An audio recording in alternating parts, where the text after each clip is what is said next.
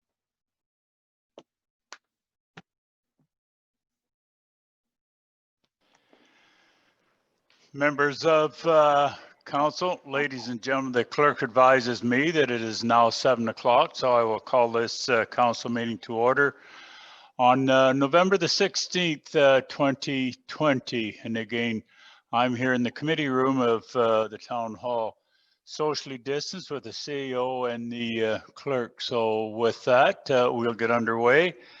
And of course, with that, I would ask everyone to stand and join with me in a moment of silent reflection in our national anthem.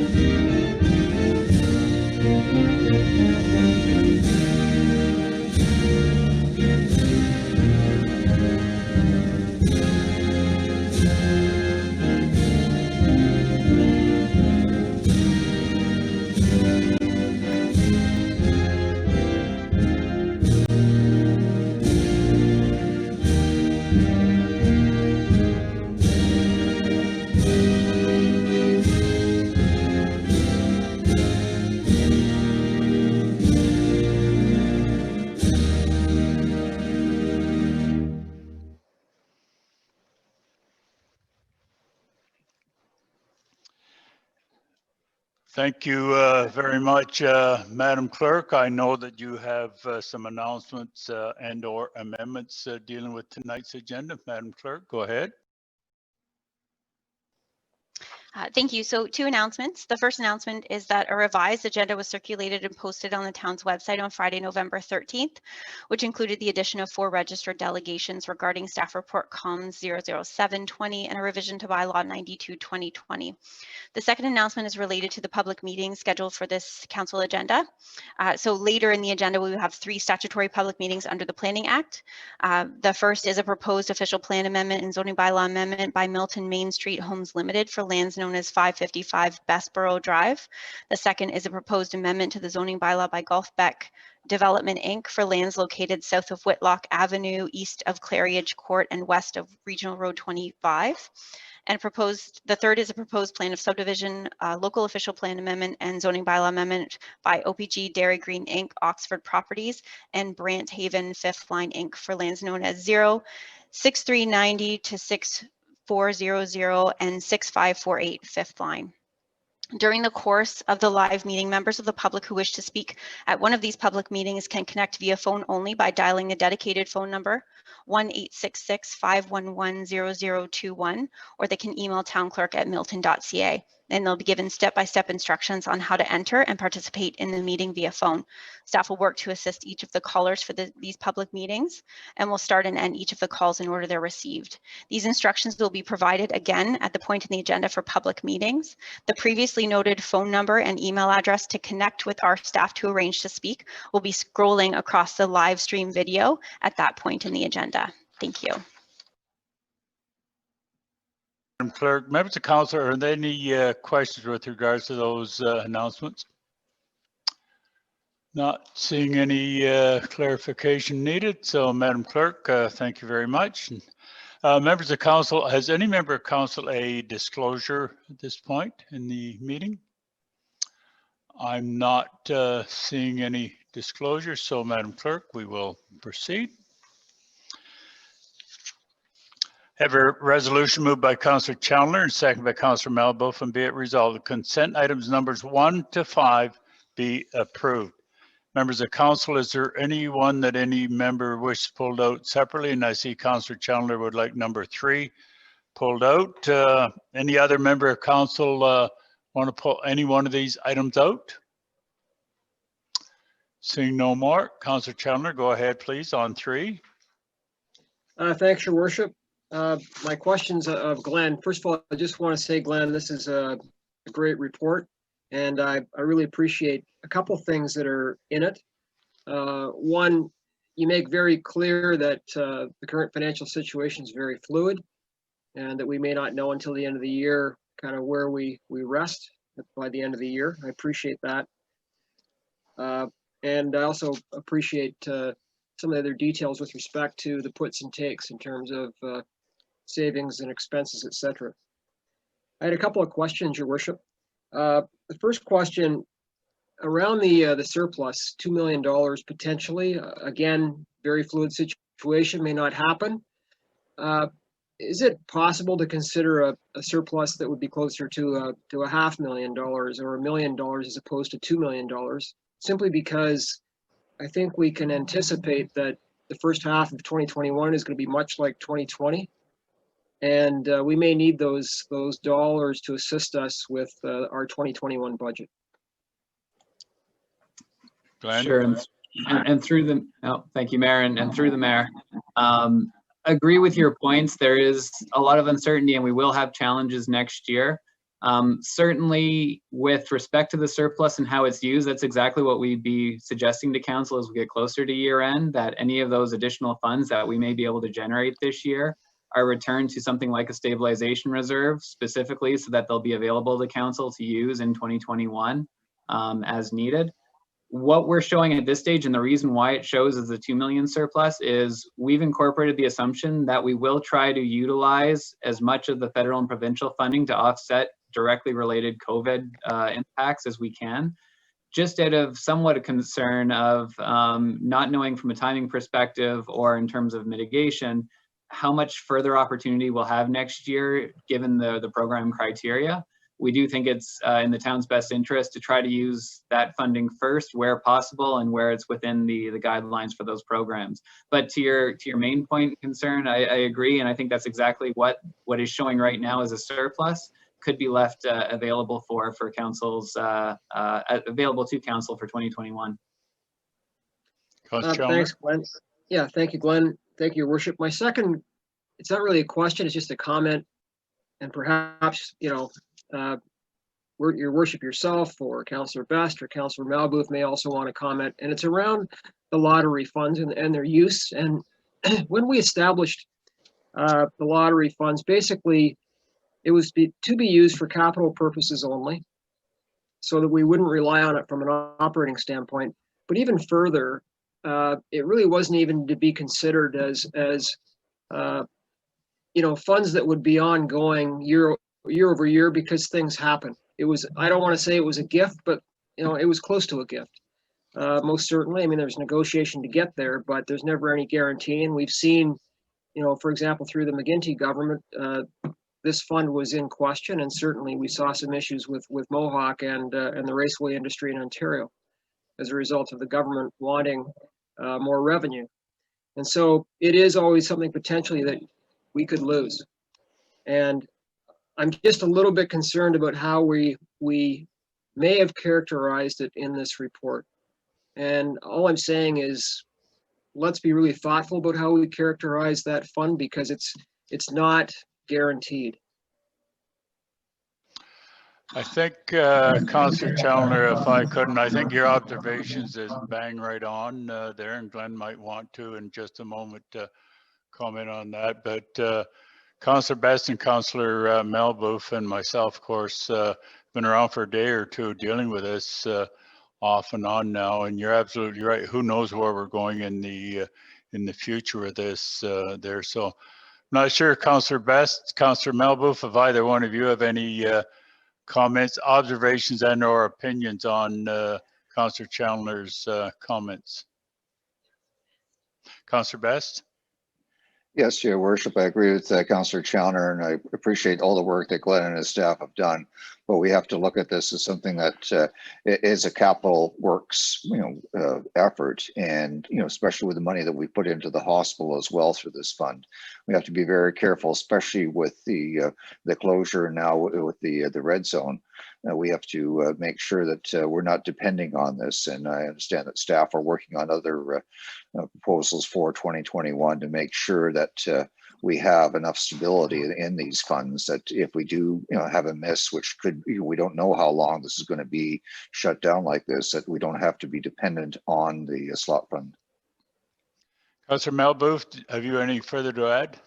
No, just very briefly, echoing everything that Councillor Challoner, yourself, and Councillor Best have said. There is no guarantee, especially with the finances that the province is facing.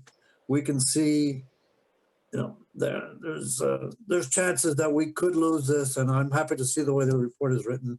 And we should not be relying on it as much as we are. But we'll wait and see what happens. But I am concerned. Yeah, if I could, just before I go to Glenn, I think, and I stand corrected, but we're in the neighborhood of having received over the past, I guess, 22 years in the ballpark of $127 million. It's really assisted this community greatly.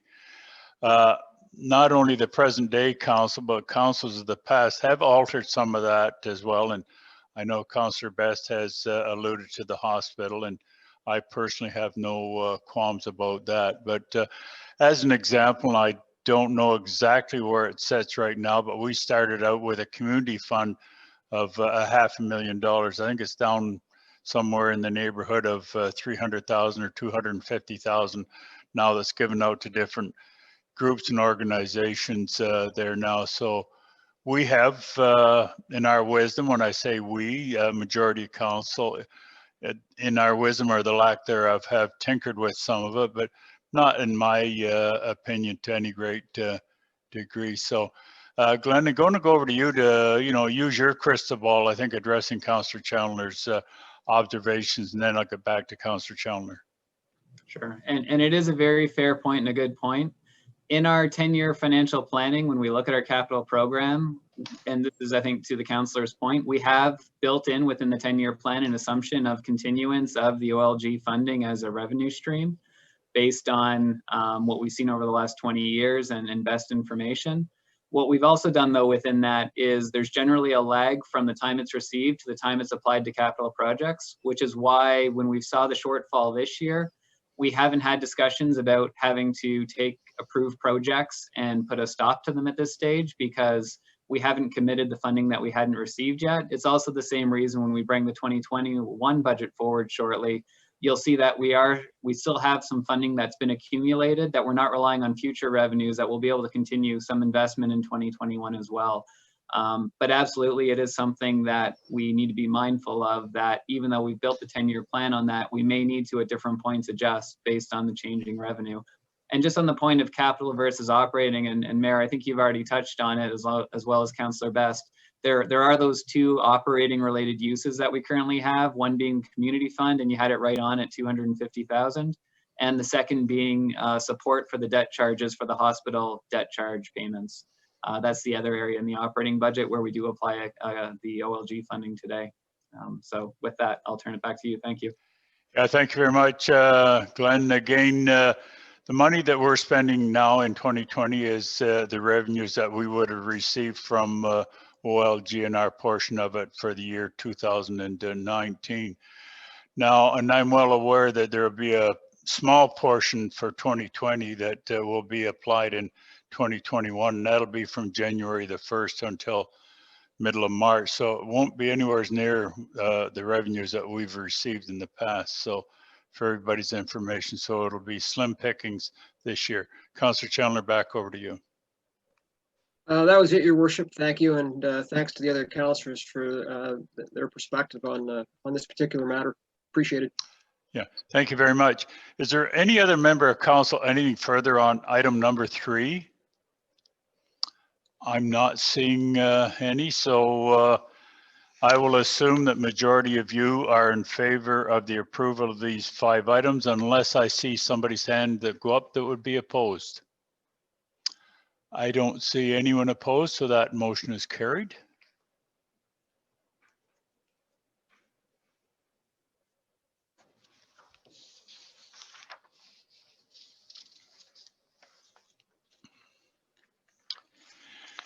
Okay, members of council, this is where we come to delegations.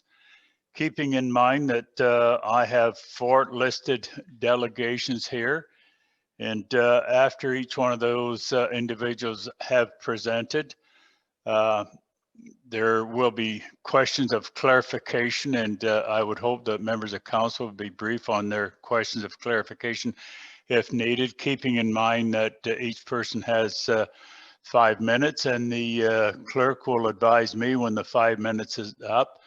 If that presenter is not already concluded, I'll give them notice and ask them to wrap it up. It'll be dealt with, this item, a little bit later in council for items under consideration. So there will be no debate, just questions of clarification.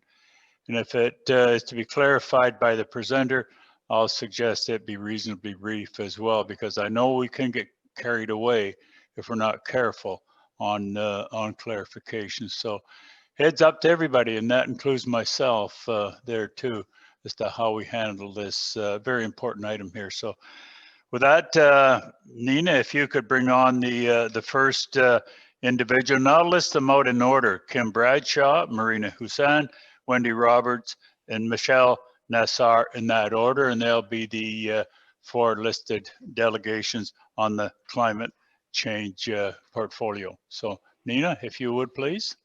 Your Worship, I promoted Kim Bradshaw over. Oh, there we go, Sustainable Milton. And I'm going to get her presentation in 1 second. There you go. Sure. Kim, welcome. Please proceed. Thank you, Your Worship. I'm just trying to figure out how I get out of full screen mode here so I can get back to my notes. Hold on 1 second. There we go. It's not being very cooperative tonight. My apologies. Good evening, Mayor, and good evening, councillors and all attendees. Thank you so much for the opportunity to speak to you tonight. I am pleased to be representing Sustainable Milton in this delegation. Next slide, please. First and foremost, we'd like to congratulate the staff of Milton. Since our introduction and delegation to Council on the 2020 Climate Change Work Plan just 8 months ago, so much has happened. Yet despite the all-encompassing COVID-19 pandemic, we feel our delegation was heard. We have been generously received as partners, and we greatly value our bi-weekly meetings with Doug Sampano. His time, consideration, and insight have been invaluable. Through these regular meetings, it's become clear that we have a shared vision of a green, sustainable future for Milton. We'd like to thank Doug for his and his team's support of our community cleanup events and anticipate many more to come. Next slide, please. Great. We'd also like to congratulate the town on their progress on the 2020 work plan. Specifically, the launch of the environmental sustainability pages on the milton.ca. It's a great way to showcase the work that's going on behind the scenes that many of us didn't know about, and share it with all of Milton. And we look forward to watching those pages fill with future achievements. We're very excited by the announcement on Thursday for funding for a new local transit operation facility to be built with sustainable design practices, such as the LEED criteria. And we're certainly hoping that there will be some electrical outlets for the future electric buses that Milton's going to get. But we know that those climate change management features aren't new. They have already been incorporated into many of the buildings around town. And Sustainable Milton would like to see some of those standards become required for the development community in future residential developments, but we'll talk a little bit more about that later. Next slide, please. The 2021 work plan. All of the steps outlined in the plan are critical, and we're looking forward to supporting staff's efforts. We would like to highlight 4 places in particular. First and foremost, membership in the PCP. We're really excited that the resolution has been brought to council tonight. We're looking forward to the mayor signing this resolution and moving this forward. Membership in the PCP is critical. It'll open doors to resources and training and provide funding opportunities for corporate initiatives. The next item, we're happy to see that the restructuring of the Operations and Environment Division will go a long way to facilitating climate change lens across the corporation. It's also good to see the Green Innovation Plan included as a base for the 2021 plan. It is a significant piece of groundwork that sets the innovative tone and expeditious pace. Last, building relationships for collaboration and partnership speaks directly to the efforts SM and the town have been engaged in for some months now. And we agree there's room to do more. Perhaps a community steering committee might be an option. Slide 5, please. Sustainable Milton would like to highlight 3 opportunities we see to support and strengthen the 2021 plan. First, we'd like to encourage the use of SM resources. We know that money is tight. I think it's tight for everybody right now. So we're not expecting that there were any new resources going to be added. That being said, we have resources at Sustainable Milton. We have people, we are made up of people that are small business owners, environmental planners, environmental scientists, arborists, landscapers, students, project managers, the list goes on. Regardless of our background, we're all highly motivated and engaged, and most importantly, we are concerned Miltonians, and we hope the town will take advantage of the skill sets that we have. Next slide, please. Secondly, while we encourage the town's continued application of a climate change lens, we'd really like to strongly advocate for a step further. The GIP Community Energy Plan triple bottom line accounting framework is identified as providing the foundation for Milton's development, which I was really pleased to see. But we're only talking about a climate change lens as opposed to a triple bottom line lens on our capital expenditures or our initiatives. And we think that it would go a long way to steering Milton towards a greener and ever more sustainable future if we used a triple bottom line framework. Next slide, please. Finally, we'd like to see climate change and sustainability front and center in the town's work plans. Adopting a TBL framework will naturally result in a shift in language and terminology, and subsequently influence mindset and motivation. It will become a self-fulfilling prophecy. But applying a financial, environmental, and social lens to each and every corporate initiative will not be enough. We know that the corporate emissions of the town account for roughly 3% of Milton's total GHG emissions. It's the community energy plan and getting developers on side where the greatest future gains in emission reductions are to be achieved. We must update the official plan with the language of climate change and sustainability to ensure future developments facilitate meeting net zero emissions by 2020. Slide 8, please. Just, Kim, the clerk has advised me that the 5 minutes is now up. So if you could I wrap am up closing, quickly, Your Honor. Thank please. you. In closing, SM wants to emphasize that the first step in achieving the 2021 work plan is signing the PCP membership resolution. We cannot stress this enough. We would look forward to other opportunities to work with the town in 2021, and we wish everyone the greatest success achieving everything on that plan. Thank you.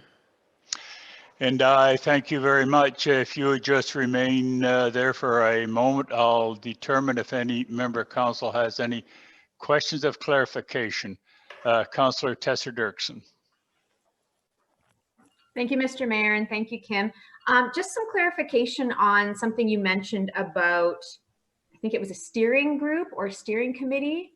How Yes. do you, okay, so how do you see that tying in with council's work, or how do you see that working with council? One of the things that was mentioned in the Green Innovation Plan was that steering committees would be a useful way to get ongoing input from community stakeholders. So I don't know if this is an advisory group per se, because I understand some of those things can be expensive and time consuming, but perhaps there's another mechanism where we can have a community steering committee. Right now we're meeting, we being Sustainable Milton, with Doug biweekly. It would be great if we could bring other stakeholders to the table, maybe have a bigger conversation about some of the other things that Sustainable Milton isn't driving, perhaps other groups would be. Just trying to get a bigger lens on it from other groups within Milton. Councillor Tesser-Dirksen, any further? No, thank you. Thanks. Any other member of council, any questions of clarification of Ms. Bradshaw? Not seeing any. Kim, thank you very much. Thank you, Mayor. Appreciate it. Nina, again, if you'd be so kind to bring Marina Hussoon on, please, as the next delegation. Yes, just 1 second, Your Worship.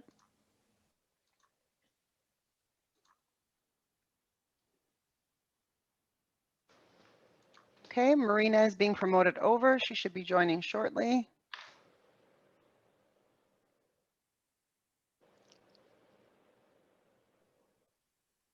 There we go. She's live. We see you there, Marina. Welcome. Good evening, Your Worship. I'm going to have to give you some lessons in how to pronounce my last name at some point in the future. I'm always willing to be taught something new every day. You should hear what I've been called from time to time. I can bet, I bet. Anyway, thanks for the opportunity to be here again this evening. I think you're going to hear some repetition of some phrases and maybe some concepts. So I would like to offer a few points with regard to the climate change work plan for 2021. Quoting Your Worship, climate change is one of the most pressing issues of our time, and we are already experiencing the effects. While it is a global issue, there are local actions that we can take to fight climate change. The Town of Milton's 2020 Climate Change Work Plan focuses on a shared responsibility to protect our environment. We all need to do our part. I guess you wrote that last year because it's referring to last year's climate change work plan. We in Ontario have already spent and will continue to spend huge amounts of money to mitigate risks resulting from climate change, such as basement flooding mitigation, cooling features at playgrounds, and air cooling. The expression, an ounce of prevention is worth a pound of cure, comes to mind. We should be working as fast as we can to do the prevention to avoid the painful cure. The Canadian government and the province of Ontario have set a target to reduce our energy emissions by 30% by 2030. Milton has not yet set targets, so we don't know what we're working towards, and we cannot know if we're going to achieve the 2030 target, which is only 9 years away, without measuring it. We cannot succeed without a plan of action. The work plan for 21 2021 should be that action plan. In 2019, Halton Region committed to bring forward a report that includes proposed short and long-term climate change goals for the organization, an outline of how Halton will work towards achieving the remaining 4 milestones of the PCP program, an outline of opportunities to manage growth and development and to address climate considerations through an update of the regional official plan, the development of corporate sustainability and climate change policies for regional infrastructure and operations, the identification of related performance metrics, timelines for achieving major milestones, and a strategy to report on progress. I want such a report for Milton, too. Resources and new skills are needed to undertake the measurement, quantification, and implementation of actions that will reduce our community's energy emissions and our shared carbon footprint. The surrounding municipalities are all working towards their community's sustainability strategies, lowering carbon, allocating funding to the programs necessary to reduce our energy use. The town of Milton has been active in making corporate assets more efficient, but the biggest energy users are not the corporate assets, in fact, but all buildings, vehicles, and systems beyond Town Hall. This council's leadership and strategic planning is needed to turn the tide on our community's energy use. We are looking to you for leadership on this. The action plan requires the engagement of the residents in retrofitting existing building stock and changing behaviors to become more energy conscious. The actions needed in the work plan must be more specific and they must be better supported. A conscious effort is needed to get this done. The 2021 work plan, which is really the 2020 work plan, does not contain intentions to make the required concerted effort to reduce our energy use. The 6 proposed actions of the work plan do not describe a managed approach to reducing our energy emissions, but rather include a short list of tasks. What we need is action on changing from reactive to we gotta do this. 2030 is only 9 years away. So what's the plan for reducing our energy consumption by 30% by then? We hear that no new resources will be committed to work on climate change mitigation. I want you to spend some of my tax dollars on our community's active efforts to mitigate the effects of climate change.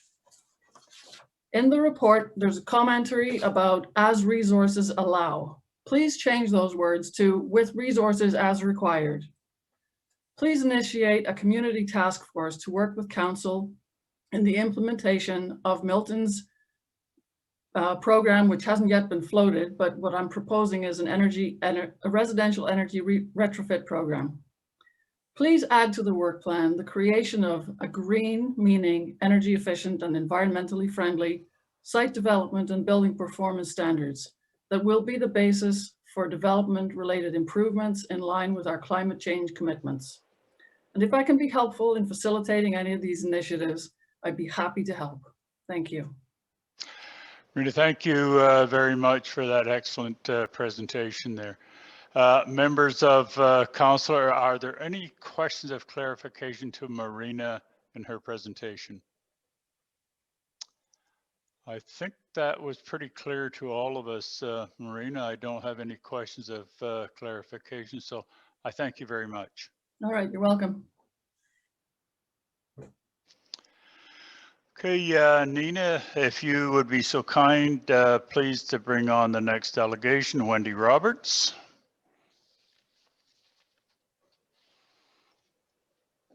Sorry, Your Worship, I actually accidentally promoted the following delegate, so just bear with me while I fix my mistake. Just 1 second. Thank you.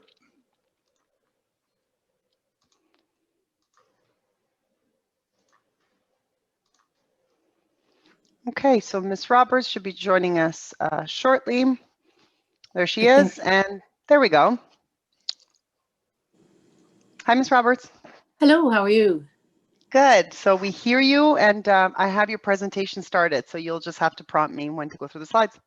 Okay, now I can't see my presentation. Maybe what I'll do is... Wendy, I can't see you either, but we can hear you. Oh, there it is. Okay. Well, thank you. And welcome. Good evening. Thank you very much. Good evening, Mayor Krantz and members of council, and thank you for this opportunity. My name is Wendy Roberts. Like all of you, I care about our community and do what I can to make it better. I'm an active member of the boards of Milton Transitional Housing, Sustainable Milton, and the Italian Cultural Center of Milton. I'm the latter's representative on the town's community leadership committee for the We Make Milton official plan exercise. I'm committed to social justice, equity, and an inclusive, healthy, and sustainable Milton, and that's why I am before you this evening. Next slide, please. Oh, yeah. So I have 4 objectives. The first, that council approve the resolution to join the PCP. Also, I want to share with you some of the key messages from the recent Sustainable Communities Conference to illustrate why approving the resolution is critical and why it should not be deferred due to COVID. I'd like to urge council and staff to watch the keynote address of Dr. Catherine Wilkinson. And lastly, to urge the town to actively pursue funding from the Green Municipal Fund to advance Milton's climate action. Next slide, please. So I attended the recent conference, and I believe councillors Best and Cluett were also there. Marcia Smith, the chair of Sustainable Milton, attended. I don't know if any of the town staff were able to attend, but I can say it was a virtual conference and great value for money. And here are some of the key takeaways I came away with. COVID has provided opportunities to advance and even accelerate some climate action initiatives and for reimagining what can be. Delaying climate action now will cost us later, both socially and economically. COVID has shown that parks and trails are essential municipal services and need to be treated as assets. It took a pandemic for us to get there, more walkable streets, more patios, and the acceleration of a number of sustainable initiatives. Be bold, be creative, be a disruptor, act now, even if the plan isn't perfect. Local action has global repercussions. We have the technology we just need the political will. Next slide, please. So some examples of what being bold looks like, and these are taken from the Building Back Greener Municipal Leaders Panel. So I'm going to start with Laval, Quebec. They've adopted a 33% reduction of GHG emissions, and their goal is to be carbon neutral by 2024. And that's the city, that's not just the corporation. They have a carbon exchange, which is the tax on developers for the emissions that they create. The money raised goes to green grants and subsidies for residents. They got a whack of money from the Green Municipal Fund, and they accelerated their tree planting during COVID, 34,000 trees planted in 2020. Edmonton, Alberta. Next slide, please. Edmonton has some rebate programs for carbon reducing initiatives. They have a strong focus on buildings being net zero. They've incorporated a carbon budget into the citywide plan, and they have a slew of e-buses on the way and are committed to planting quite a few trees. Next slide, please. Mayor Helps of Victoria, BC spoke to Victoria's hugely bold plan. It's actually an economic plan that will set Victoria on a path to low carbon prosperity. Next slide, please. I turn now to Dr. Catherine Wilkinson's keynote address, Drawdown Rising Local Government's Role in Transformational Climate Leadership. And I've included the YouTube link there.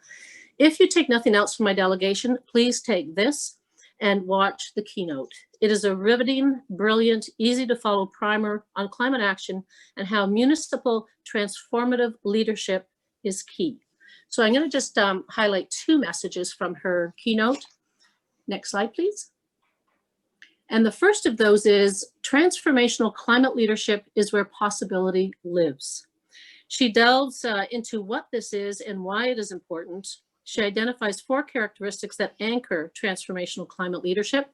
And those are the 4 you see before you: making change versus being in charge, healing injustices, not deepening them, being heart-centered, not just head-centered, building community to build a better world.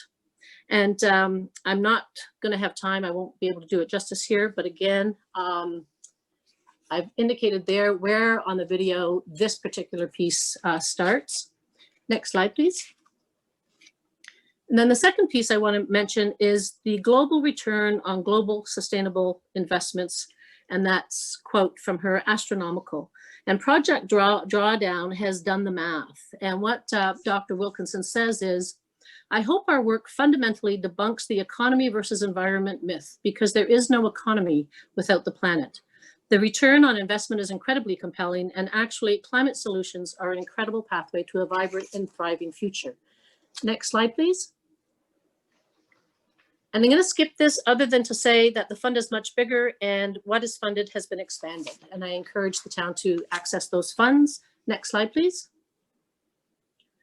As Dr. Wilkinson says, well, I'm going to ask council to reach for the stars. Dr. Wilkinson says we just need to get to it. And to me, getting to it is exactly where local leadership shines. And I want to say that local leaders won't shine if they don't give staff the resources they need to get to it. And in my view, council needs to do better in that regard. Last slide, please. So in closing, we and our future generations are counting on you, council, to do the right thing. Thank you. I'd be happy to answer any questions you might have. Thank you very much, Wendy, for an excellent presentation there. I know Councillor Cluett has a question of clarification. Councillor Cluett, go ahead. Thank you very much, Mr. Mayor, and thanks, Wendy, for your presentation. You are absolutely correct when it comes to that keynote address. It was one of the first. It was the first day of the sustainability conference, and it went a long way. It was, if any other members of council haven't seen it, we still have Councillor Best and I still have access to the files and the videos until the end of this coming month. I believe it's November the 30th. So. But I totally agree with you. Her keynote speech was very well done, and it actually spelled it out very, I wouldn't say dumbing it down, but it sort of took away all the rhetoric and actually had some clear and concise facts. So I'm glad you mentioned it in your presentation. Look forward to your further participation in our green climate change plan. Thank you very much. Thank you. Are there any other questions of clarification? Councillor Tesser-Dirksen. Yes, thank you, Mr. Mayor, and thanks, Wendy. I did not virtually attend the conference, but I do plan on watching it now that I've heard such great things about it. Just because time is also a precious commodity for a lot of us. Like, is there something that's particularly valuable about what Dr. Wilkinson said from a municipal governance point of view? Something that you could really boil down to tell us, like, how we can proceed? Is it planning? Is it, like Kim previously mentioned, a steering committee? Like, what exactly do you think the takeaway was? Well, she had 3 pillars. Well, she had so much in there, but basically we have the greenhouse gas emissions that we produce that we have to address. And then the second is the sinks, the trees, the wetlands, those natural heritage features that help to absorb some of those CO2 emissions. And the third pillar, and this was so important, and so many other speakers refer to this, and that is the social aspects of climate change. And it's really interesting because climate change and COVID, were raised so often, and it was, you can't get out of climate change and you can't get out of COVID without really paying attention to everyone in our society. And I think she goes into a lot of depth about that. And I think the other piece, and it's been mentioned by a few, is that we need our leaders to lead the community. Because as Kim had indicated, the vast majority of greenhouse gas emissions come from the community. And, the Federation of Canadian Municipalities says, municipalities are responsible for about 50% of greenhouse gas emissions. So for municipal leaders, and she was saying, Dr. Wilkinson, we need to be bold, we need to be courageous, and that's how we're going to make a difference. She was actually fairly optimistic, but clear action has to happen now. Councillor Tesser-Dirksen, any further? Any other member of council, any questions of Wendy on her presentation? Not seeing any, Wendy. And again, thank you very much for your presentation. Thank you. Thank you very much. Okay, Nina, I understand it's the very last presenter on the climate change report. Michelle Nasser, if you would bring that person forward, please. Yes, Your Worship, just one second. Okay, so I've promoted and Michelle should be joining us shortly.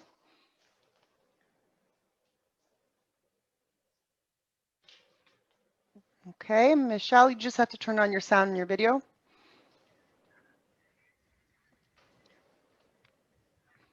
Hello, test. I see your sound is on. Do you hear us? Yes, I do. Do you hear me?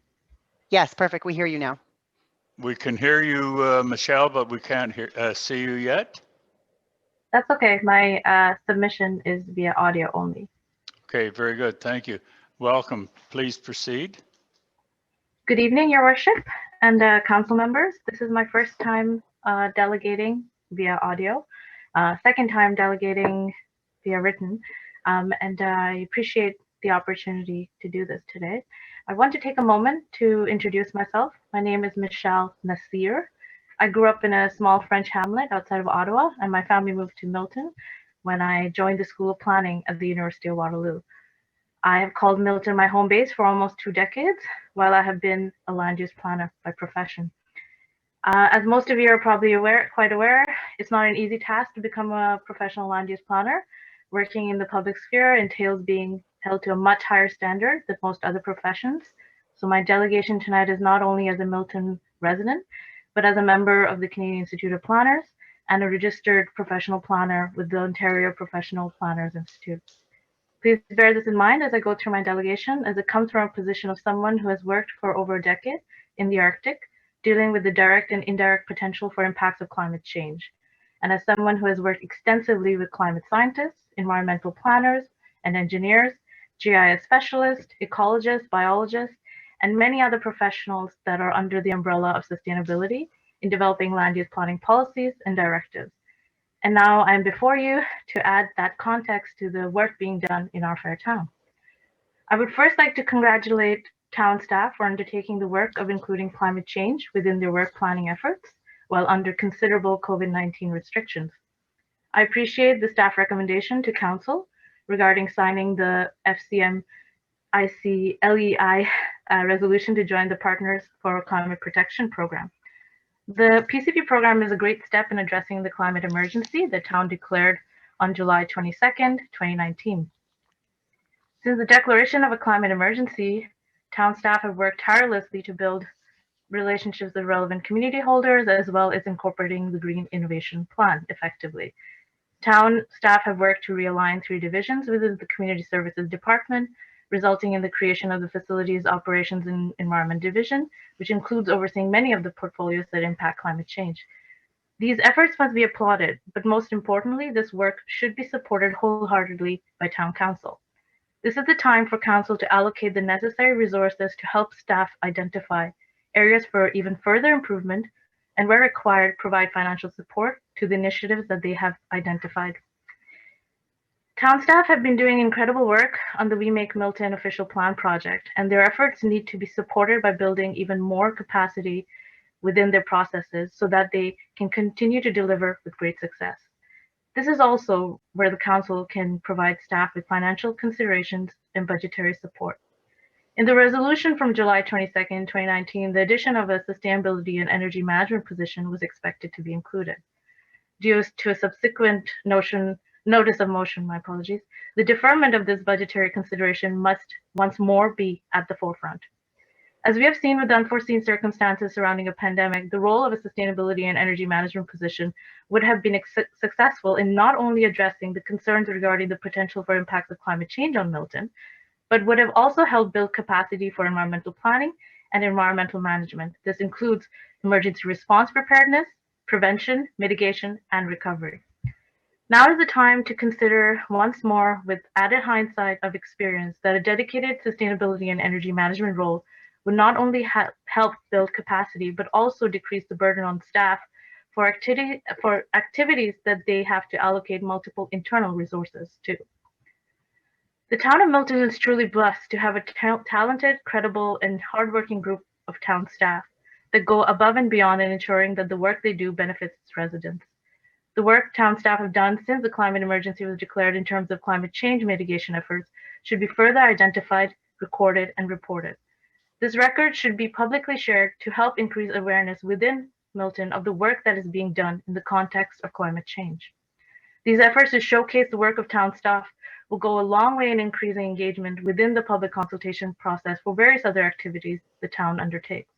As someone with considerable experience with the potential of the impacts of climate change on land use planning, and who is very concerned with the perception of an overloaded town staff, I support financial considerations and that prioritize building capacity by hiring staff and allocating funding for addressing staffing gaps. These considerations will help in creating significant resources for the work that has been done since the climate emergency was declared and since the We Make Milton official plan project was launched. I want our home to be somewhere we can all live safely and where we can ably rely on our leaders to advocate on behalf of capacity building within town staff. These are the people who work tirelessly to ensure better living conditions for Milton residents. We must fully support them in their work and provide them with all necessary resources that we can. I appreciate your time and consideration, Your Worship, and I look forward to the Council's decisions on these matters. Thank you. I thank you very much. And if you would just remain there for a moment, I will determine if there's any questions of clarification. Members of council, is there any question of clarification of Michelle in her presentation? I'm not seeing any. Michelle, thank you very much for your presentation. As I mentioned at the outset, we have 3 public meetings that I'll be getting to very shortly, and then of course a little bit later on in the meeting this item will be debated and discussed, and hopefully a resolution will come forward. So with that, thank you very much.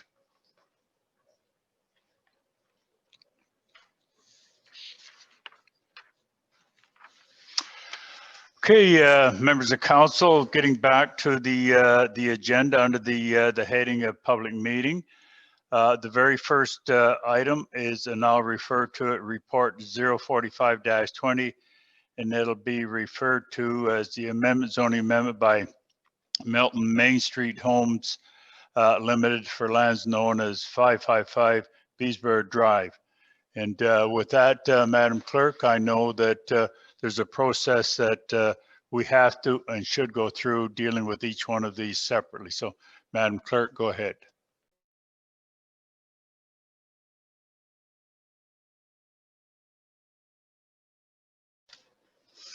Thank you. So we'll begin with the first public meeting listed on our agenda. This is a public meeting under the Planning Act with respect to applications submitted by Milton Main Street Homes Limited for the lands known as 555 Bessborough Drive. The purpose of this public meeting is to receive input on the proposed applications. Council will consider approval of the related bylaws for these applications at a later date. If you wish to be notified of decisions, please make your written request to the town clerk at 150 Main Street, Milton, or email at townclerk@milton.ca. Representatives for the applicant are in attendance for this meeting. Staff will be taking detailed notes, but will only be speaking to points of clarification. The applicant will be making a presentation, and during the applicant's presentation, a phone number and email address will be scrolling across the live stream video for members of the public who wish to speak on this item. For anyone wanting to connect, you'll be given step-by-step instructions on how to enter and participate in the meeting via phone only. As a reminder, the phone number is 1-866-511-0021, and the email address is townclerk@milton.ca. The representatives for the applicant, Adam Santos and Will Maria, will now have a 5-minute presentation.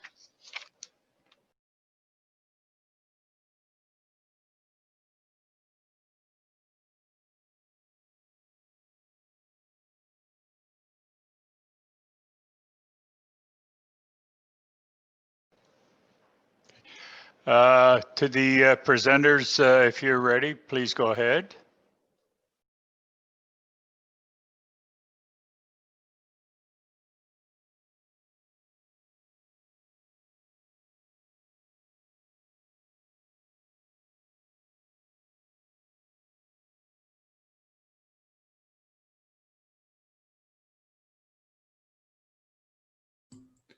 Can't hear anything, Your Worship. Councillor Cluett, neither can I hear. The clerk advises me that things are getting set up, ready to go. Sorry, Your Worship, bear with me just 1 minute. It's a pre-recorded recording. I hear it on my end. If you just want to give me a second, I'll look into why it is not being heard there. 1 second.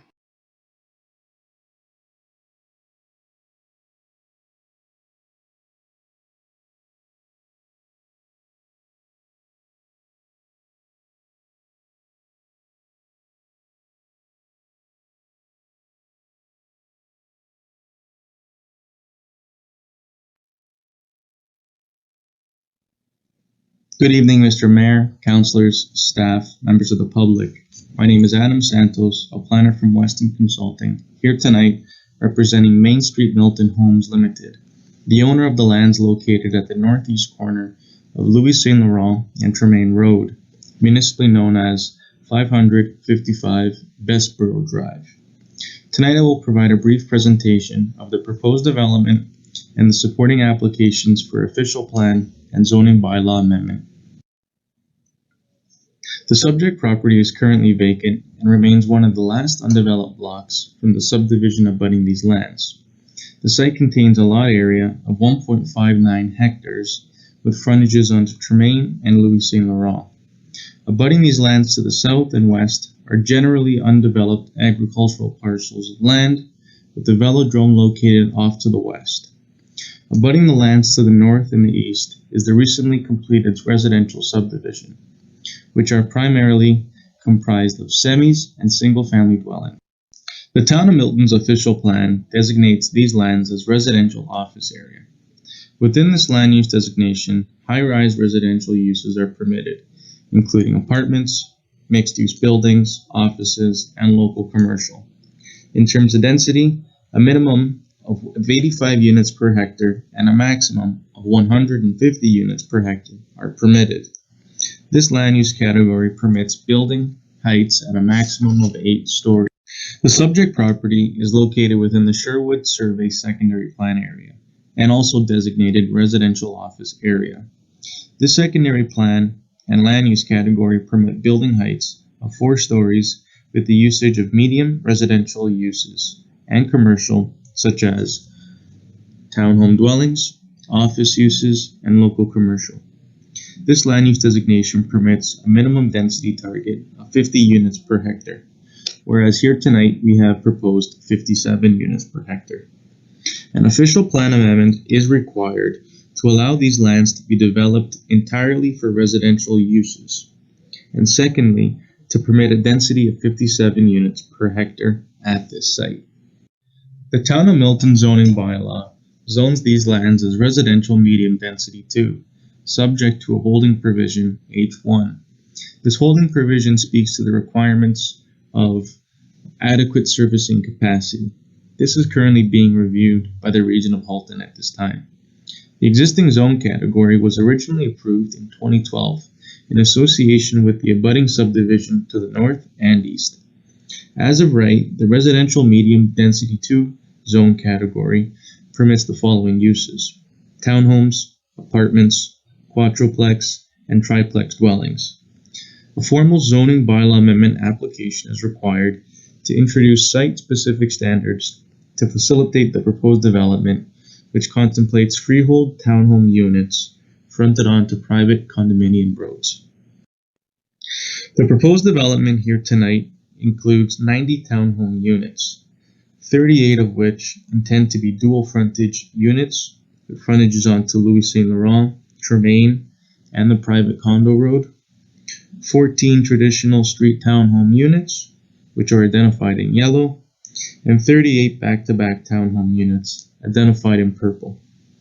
The site contains an interconnected 6-meter wide road network with 2 access points onto Bessborough Drive, inclusive of sidewalks.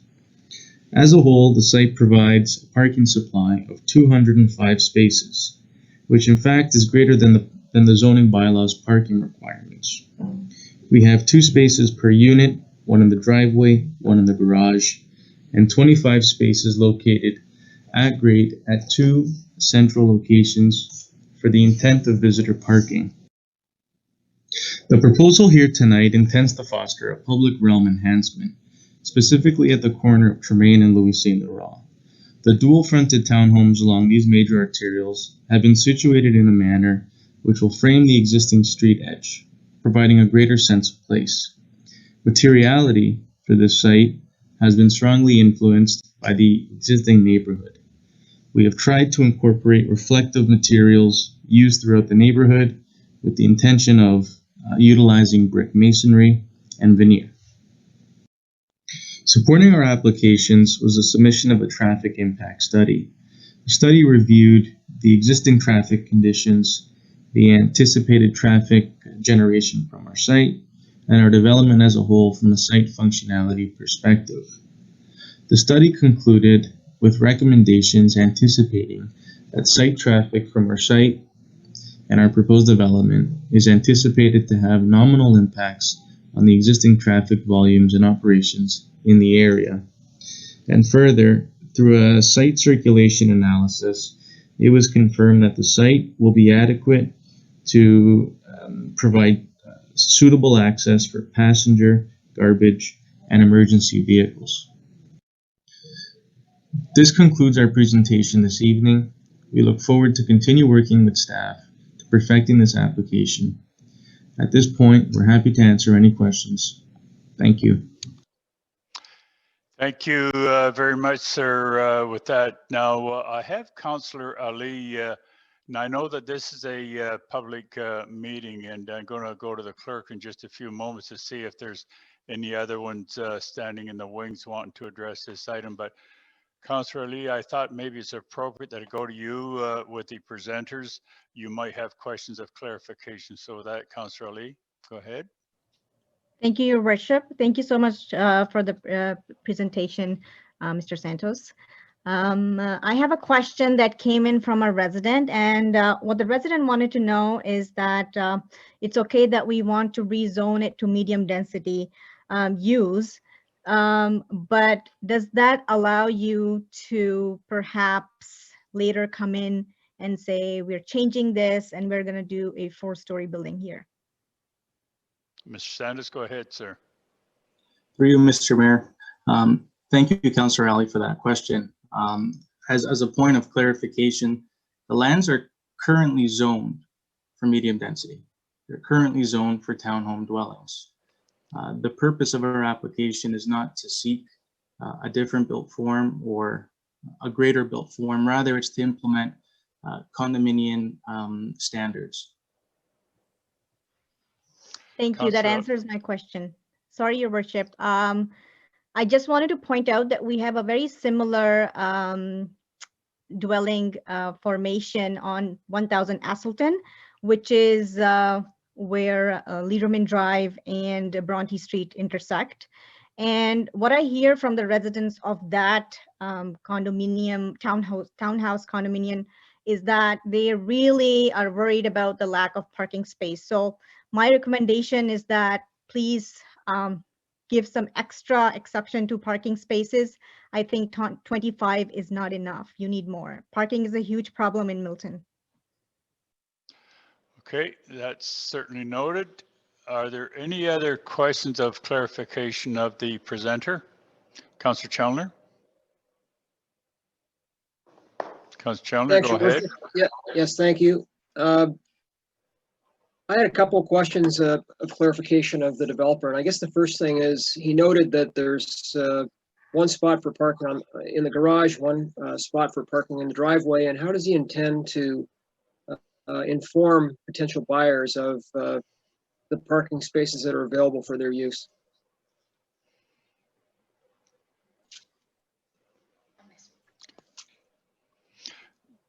Danny, go ahead. Through you, Mr. Mayor. Councillor Chandler, if I may, there was a slight glitch on my end here. Could you please repeat that question? Yeah, so my question is, you identified the fact that each unit has one garage parking space and one parking spot on the driveway. Two spots. And I think everybody here on council knows the issues that presents potentially. And you've already had one request with respect to visitors parking and whether or not it could be increased. So how do you intend to notify potential buyers about the limited parking that you have available in this condominium? Through you, Mr. Mayor. Great question, Councillor Chandler. And that's the realities of development in today's day and age. What I would suggest here is these are items that are well known to purchasers. It's common that a development accommodates for central locations of visitor parking. And typically the way that these visitor parking spaces function is on a first come, first served basis. So to answer your question about how prospective purchasers would understand of parking and that sort of thing, it's a first come first served basis. This is a common item to be dealt with through these type of developments. And to that end, we're happy to continue working with staff. We have submitted a traffic and parking study. It's currently with review, and we look forward to continue working with staff. Your worship, yeah, and I appreciate the response. Here's something for consideration. It's between you and staff, obviously, but you might want to give consideration to registering on title with each of these units as they're sold that there are 2 parking spaces, and that there is limited visitor parking. And if you went as far as to actually identify somewhere on the vicinity of the property that there are only X number of visitor parking spaces, so that people know what they're dealing with, because the ability of the town of Milton to deal with parking, on-street parking in that area, I would say is next to impossible. Okay, I'm sure that the presenter has made notes of that, and again, I'm sure the staff has heard that request as well. So hopefully that's accommodated there. So, thanks, Your Worship. Councillor Chandler, any further? Now, I was just checking with the clerk there, and again, keeping in mind that this is a public meeting, and she advises me that there's no one in the wings wishing to be heard on this one. So that portion of it, as far as I'm concerned at this point, is closed. So now, Councillor Lee, I seen your hand up there again, so please go ahead. Thank you, Your Worship. I just want to add to Councillor Chandler's comments that maybe perhaps you can also educate the homeowners and home buyers that the 2 spots are to be used as 2 spots and not use the garage as your storage unit.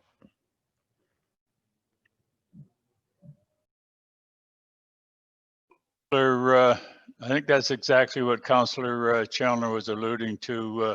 That's what most people do, and then come back to us and say there's only 1 parking spot when there really is 2, but they fill it with junk, as I do. But I'm fortunate I have, enough room to park 4 cars in my driveway, but many of those units just have 2 spots, 1 in the garage and 1 in the driveway, which if you got 2 cars, that just does not work. So, and we have lots of incidents like that. So that, Councillor Lee, anything further?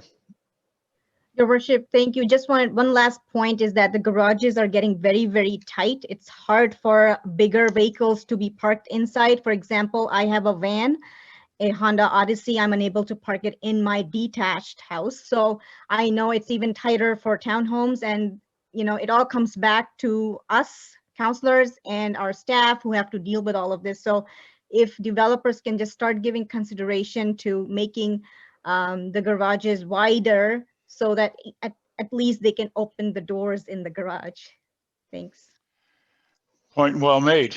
Thank you very much. And again, keeping in mind that this is a public meeting, and I don't see anyone else that, oh, I'm sorry, Councillor Cluett, go ahead. Thank you very much, Mr. Mayor. And I just, because it was taking a while to get the actual drawing up again, thanks very much for your report. I'm not going to pile on for parking, but I know exactly what everybody's talking about. Houses in Milton and the new development were made with a spot in the garage and 1 spot on the, or maybe 2 spots depending on the length of the driveway, and no one uses their garage for a car, with the exception of house cleaners. My question is I'm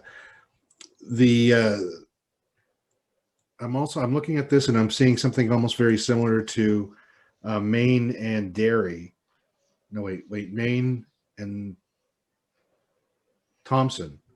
The way these houses, the townhomes, are going to be front, it looks like their backs, or the frontage of the backs of the houses are fronting onto Tremaine Road, or is that the backyards fronting onto Tremaine Road? And the long way of getting to my question is there going to be, whether or not I guess it'll be at the technical or site plan, any kind of barriers of some sort to protect people from their backyards. Because again, very similar to Thompson and Main Street, a lot of the backyards front onto the street, and we've actually had to go through a big mess trying to get some kind of fencing and come to some agreement with the homeowners to have uniform fencing, which I don't think we got to. Mr. Santos, on that point. Through you, Mr. Mayor. Again, another great point, great comment. As defined per the bylaw, our technical front yard will be fronting onto the interior road network, which you see. And then the theoretical backyards will be fronting onto Tremaine and Louis St. Laurent. It's the intent that some type of we'll call it 2-foot fence, steel rod, something to that effect, will be imposed along the property lines. And that's to increase and really foster a sense of place along these major arterials. And with that being said, fencing specs, fencing design is and will be vetted by town staff. Councillor Cluett, any further? Well, thank you for that. I look forward to seeing the diagrams and everything else as it progresses. As it stands right now, the roundabout at Tremaine and Louis St. Laurent is can be quite busy at times. I'm just trying to imagine having someone's backyard sort of, sitting out having a cup of coffee at the end of the day, looking at the, as you said, major arterial road. So I'm hoping that we get some kind of I guess uniform fencing for one that everybody can agree to, and second of all, from a protection standpoint and possibly sound. Thanks very much. Okay, thank you, Councillor Mead, and then Councillor Chandler. Yeah, thank you, Mr. Mayor. Councillor Lee and Councillor Cluett already asked the questions I was going to ask, but just to reiterate, please do take a look at the garage sizes. And I wonder, I mean, the comment is for staff as well. I wonder if we need to revisit it because, like Councillor Lee, I too have a Honda Odyssey, and in some of these one garage townhome in Milton, you cannot open the door. So you basically expect it to climb out the window, which isn't practical. Secondly, also take size of driveway into consideration. Mr. Mayor, there are residents, and Councillor Ali has gotten those pictures as well, where residents have sent us pictures, and I think Councillor Best has gotten those pictures as well, where if you have anything bigger than a compact car and you park them on the driveway, you basically start encroaching on the sidewalk. And you really need to measure centimeters to be able to fit the car in, which isn't practical. So unless we expect people to only buy compact vehicles, this isn't, there's something else to look at. And then lastly, I want to reiterate what Councillor Cluett said. We went through a lot of money and time and exercise to fix those issues on Main Street. And Councillor Melbo's ward and councillors who were around last time, remember, we did it 3 different tries. We landscaped and we fixed the landscaping, and then we did the fencing. So let's try to get that right. So those are some of the things I'll be looking at, among other things, once the report comes forward. Thank you, Mr. Mayor. Thank you. Councillor Chandler. Yes, with respect to Main and Thompson, and as Councillor Malbooth knows, we're dealing with that street on a regular basis every summer, because the challenge is that people they're not keeping their yards up. There may be a fence there that may be uniform, but it can be unsightly at times. And staff have spent a lot of time, quite frankly, cleaning it up and speaking to homeowners about cutting their grass, etc. And it really is the kind of design we should avoid, quite frankly. We really should think about turning the houses around, as we've done in other parts of the community, where the front door actually is on the street and the backyard is in the backyard against the private driveway that is owned by the condominium. Because the other way around, I mean, people can't sit in those yards anyway. So give them space at the back where it's quieter, there's more protection, and quite frankly, it looks a lot cleaner. The whole site will look a lot cleaner. The less grass you've got, between the sidewalk and the home. Okay, very good. Last but certainly not least, Councillor Melbooth. Thank you, Mr. Mayor. Councillor Challoner just expressed everything that I was going to say about this, because we've experiencing it on Main Street, and a 2-foot fence, rail fencing, is not going to solve the problem. We're going to end up with the same thing that we have on Main. People will put swings out there, the grass won't be cut. And that's what I see happening here. So again, let's learn from our experiences of Main Street and get this one right.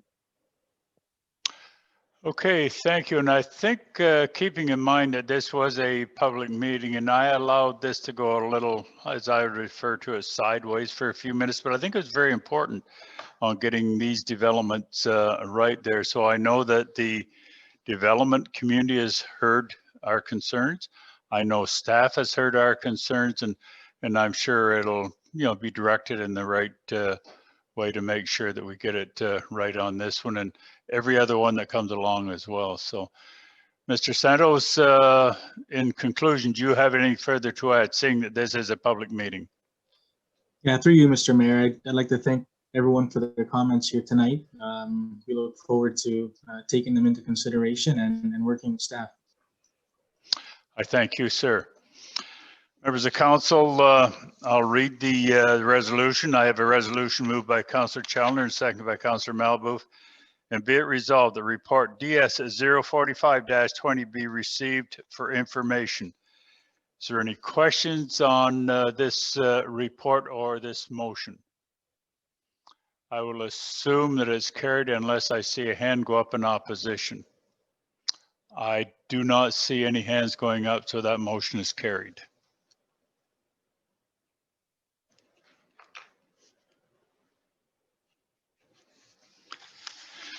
Now I'm going to go back over to the clerk once again, and now we'll deal with the second item on our agenda, and report 046-20, item number 2, and under public meetings. Madam Clerk, go ahead.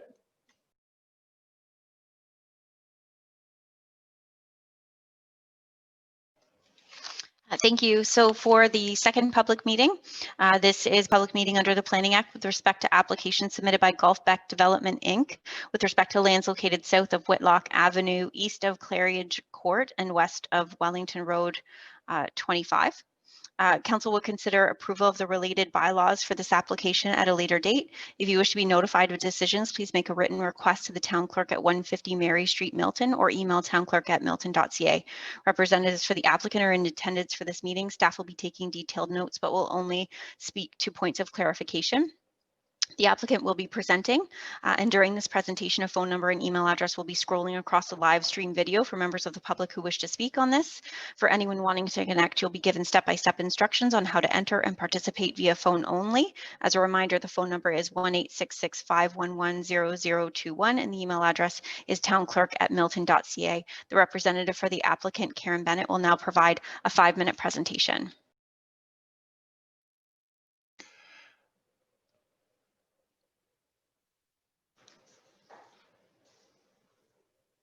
Good evening. My name is Karen Bennett. I'm a planner with Glenn Schnarr and Associates representing Great Gulf on a subject application to amend the zoning bylaw to permit a 6-story residential building on approximately 1 acre of land located at the southwest corner of Whitlock Avenue and Regional Road 25. This is an aerial of the lands occupied by the entire Gulfbeck plan of subdivision in a blue outline. Tonight's public meeting relates to lands in the lower right corner outlined in red. The site has frontage along 3 streets, namely Claridge Court, Regional Road 25, and Whitlock Avenue. To give you some context, the entire Gulfbeck subdivision layout is on this slide. The plan was draft plan approved by the town in October 2015. The subject block of land was approved as a future residential office block consistent with the official plan shown in the bottom right of this slide. This proposal will essentially introduce the mid-rise residential built form into this plan of subdivision. This slide shows you a conceptual layout of the site. The proposed building footprint is in gray. The green space landscaped areas are in green, and paved areas, including the driveway, are in dark gray. We've summarized the proposal along the right-hand side of the slide with some statistics, and I'll walk you through the design and layout a little bit. The proposal is for a 6-story building with 103 units. Access is through the two-way private driveway with 2 access points along Claridge Court. The building is oriented towards both Claridge Court and Regional Road 25 to provide a sense of enclosure and enhance safety. Access to the underground ramp is at the southern limit of the site, strategically located so vehicles can enter underground without traversing the private driveway and to minimize traffic flow across the front of the building. The front door access is mid-block and will involve a modest canopy that will complement the overall building design and will be in keeping with the scale and design of the townhouses on the opposite side of Claridge. Walkways are proposed to connect to the existing system of sidewalks along all street frontages, and a connected canopy is proposed along the public street frontages, along with a diverse palette of smaller trees, shrubs, and ground cover throughout the site. We have an angled front yard setback along Whitlock Avenue, ranging from 2.3 meters to 5.6 meters. We have a setback to Regional Road 25 that is 12 to 13 meters. We have a side yard setback to Claridge Court, which ranges from 6 meters at its closest point, which is close to Whitlock, to 15 meters, which is the majority of the building frontage along Claridge Court. Our rear yard setback along the southern limit of the site is also on a bit of an angle, ranging from between 10 meters to 12 meters. We are proposing all underground parking with a total of 191 parking spaces, fulfilling the zoning bylaw requirement for both resident spaces and visitor spaces. And we propose 25 bicycle spaces, including 21 in lockers and 4 at grade outside. This is an excerpt from the Boyne Survey Secondary Plan. The subject lands are designated residential office area, which is intended to help the town achieve a diverse range of housing options and transit supportive development, including residential or office buildings up to a height of 15 stories. The proposed development is directly in line with the town's vision and intent for these lands from a land use planning perspective. This slide shows you what the current zoning is for the subject lands on the left, FD, and what the proposed zoning is for the subject lands on the right, RO special or residential office special. This zoning will implement the secondary plan designation that we've just talked about. The parent RO zone permits residential apartments or office buildings up to a height of 8 stories. The proposed development is 6 stories, so no relief is required to the height to permit this development. The proposed RO site-specific zoning seeks to permit the residential proposal with certain relief to some of the technical provisions in the parent RO zone, which my next slide will help us understand. This slide shows some of the highlights of the technical relief we are seeking to the parent RO zone through our amendment. We are seeking a reduced frontage along Whitlock Avenue of 49.6 meters, whereas 54 meters is required. We're seeking a lot coverage of 37%, whereas 25% is permitted. We're seeking a reduced front yard setback along Whitlock of 2.3 meters at its smallest point, whereas 6 meters is required. And you can see the building is angled, so that setback increases as it moves towards Regional Road 25. We're seeking a reduced rear yard setback at the south end of the site of 10.6 meters at its smallest point, whereas 11 meters is required. And we're seeking a maximum floor space index of 2.2, whereas maximum 2 is permitted. We've submitted a number of technical studies in support of our application, including a noise report, a servicing report, traffic report, urban design report, and a planning justification report. Thank you very much. If there are any questions, I will try to answer them. I thank you very much, Ms. Bennett, for that presentation. I do have a speakers list, Councillor Lee, Councillor Best, and Councillor Challoner in that order. But I would just remind all of us that this is a public meeting, and I just checked with the clerk just a moment ago. There's no one waiting in the wings to speak to this publicly yet, but keeping that in mind, that they will have that opportunity until the time is up when we decide the public portion is closed. So with that in mind, Councillor Ali, go ahead. Thank you, Your Worship, and thank you to Karen Bennett for her wonderful presentation. My question, I have a few questions. My first question is with regards to the ratio of green space and the developed land. So what is the ratio? What percentage of this whole project is green? Thank you, Councillor Ali. Through you, Your Worship, to Councillor Ali. Just looking at my statistics here. I don't have that at my fingertips. We do have a 37% coverage proposed. Okay. That percentage I can't find on my stats actually right here. I know there is a minimum, I think, of 25% landscaped area, and we're exceeding the zoning bylaw minimum. I know that. Okay, thank you. And if you are able to find an exact number, then you can just email me later. Thank you. My next question is, looking at it from an environmental friendly lens, how green is this project? Thank you, through Your Worship, to Councillor Ali. We haven't gotten into the nitty gritty of the green initiatives.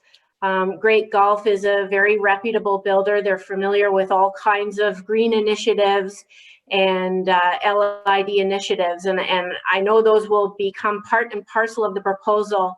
But at this point, we haven't gone into that detailed design, so I don't have that level of detail for you. Thank you. My last question is rather a comment, is that when we have such situations when buildings or apartments are backing right into a townhome or residential street, we usually get complaints about lights coming into the houses, especially the top floor. So will some measures be taken to mitigate that?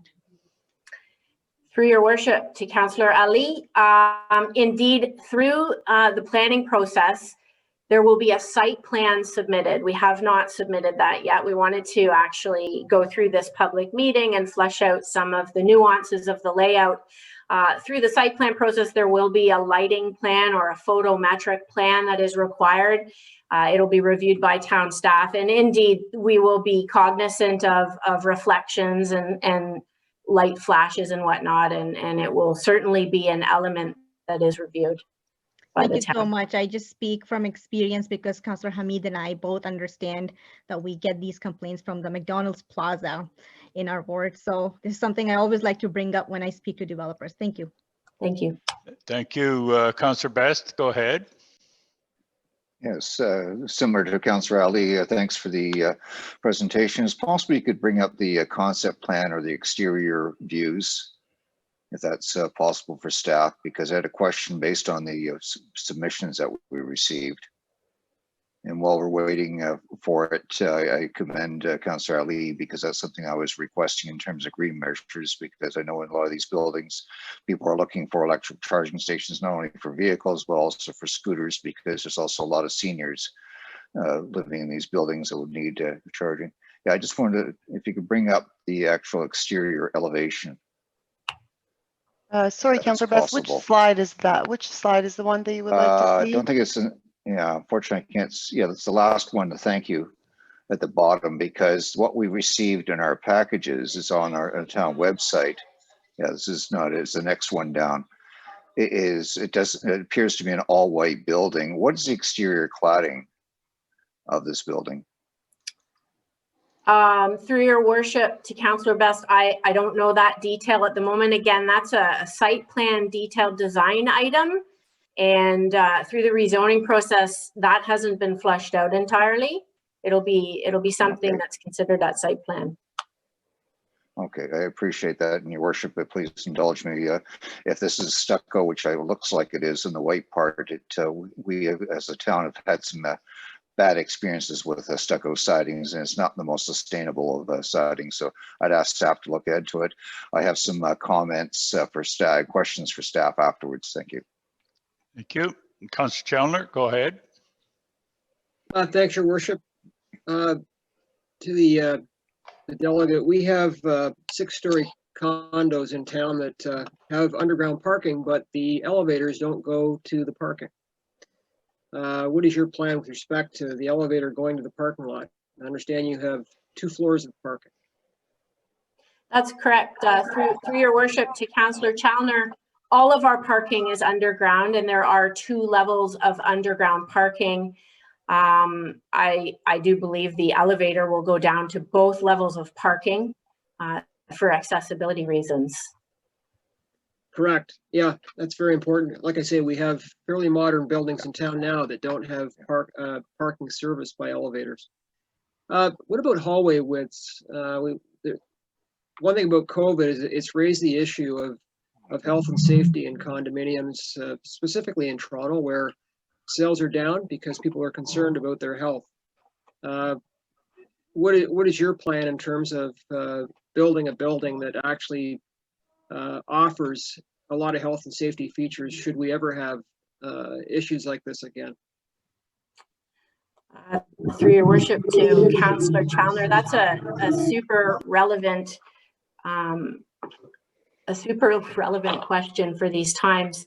And I don't know the answer of the width of our hallways, but I do know that as things are changing in the world and in the building world today, that'll definitely be something that Great Gulf considers when we make our site plan application. And again, the site plan application will involve the floor plans and the specs and the dimensions.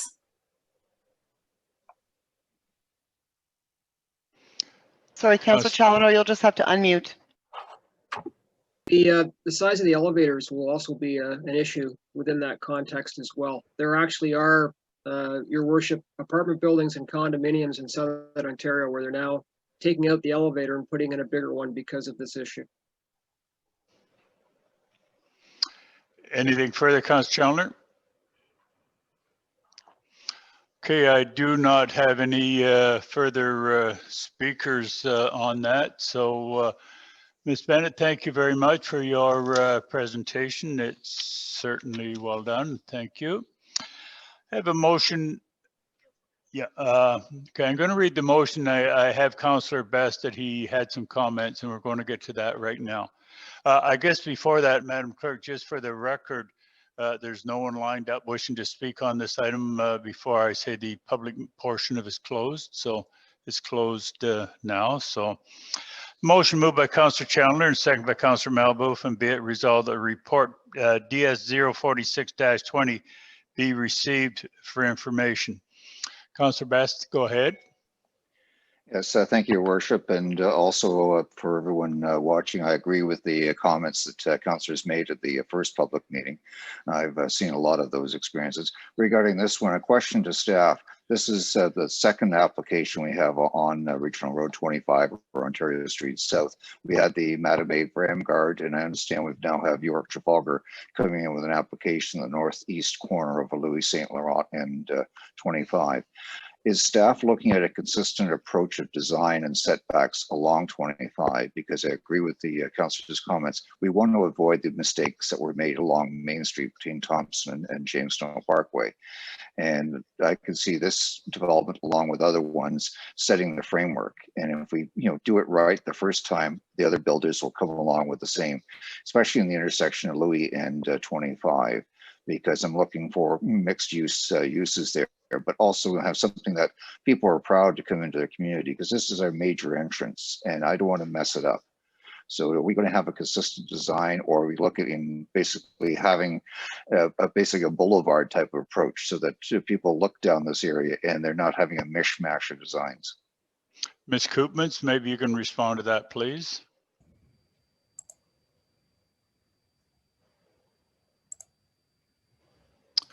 Through you, Your Worship, we will certainly take that into consideration as we're reviewing the zoning standards for yard setbacks, as well as through the site plan.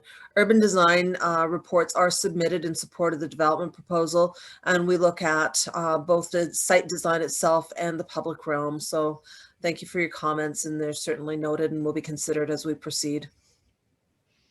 Councillor Best, any further? Yeah, that's great. I'm glad to hear that, and especially with the presentations we had earlier in the delegations regarding sustainability.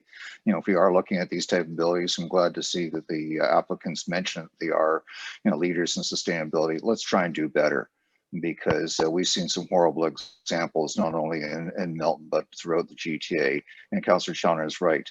with a lot of people having accessibility issues, elevator design, and having adequate room for scooters, handicapped access, various other features in these buildings is paramount, because people are living longer, they're living independently, and long-term care is not going to cut it when people are basically stuck in their homes. So we have to find alternatives, and this is a great place to start.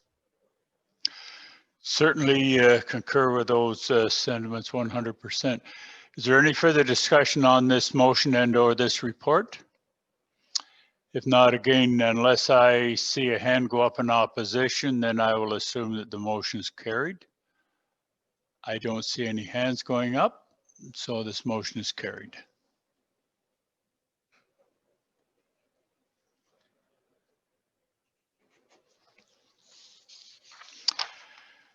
Now, members of council, dealing with the third item under public meeting report DS 049-20, known as the 6548 fifth line application. And again, Madam Clerk, there's a process that we have to or should go through with regards to all of these, including item number 3.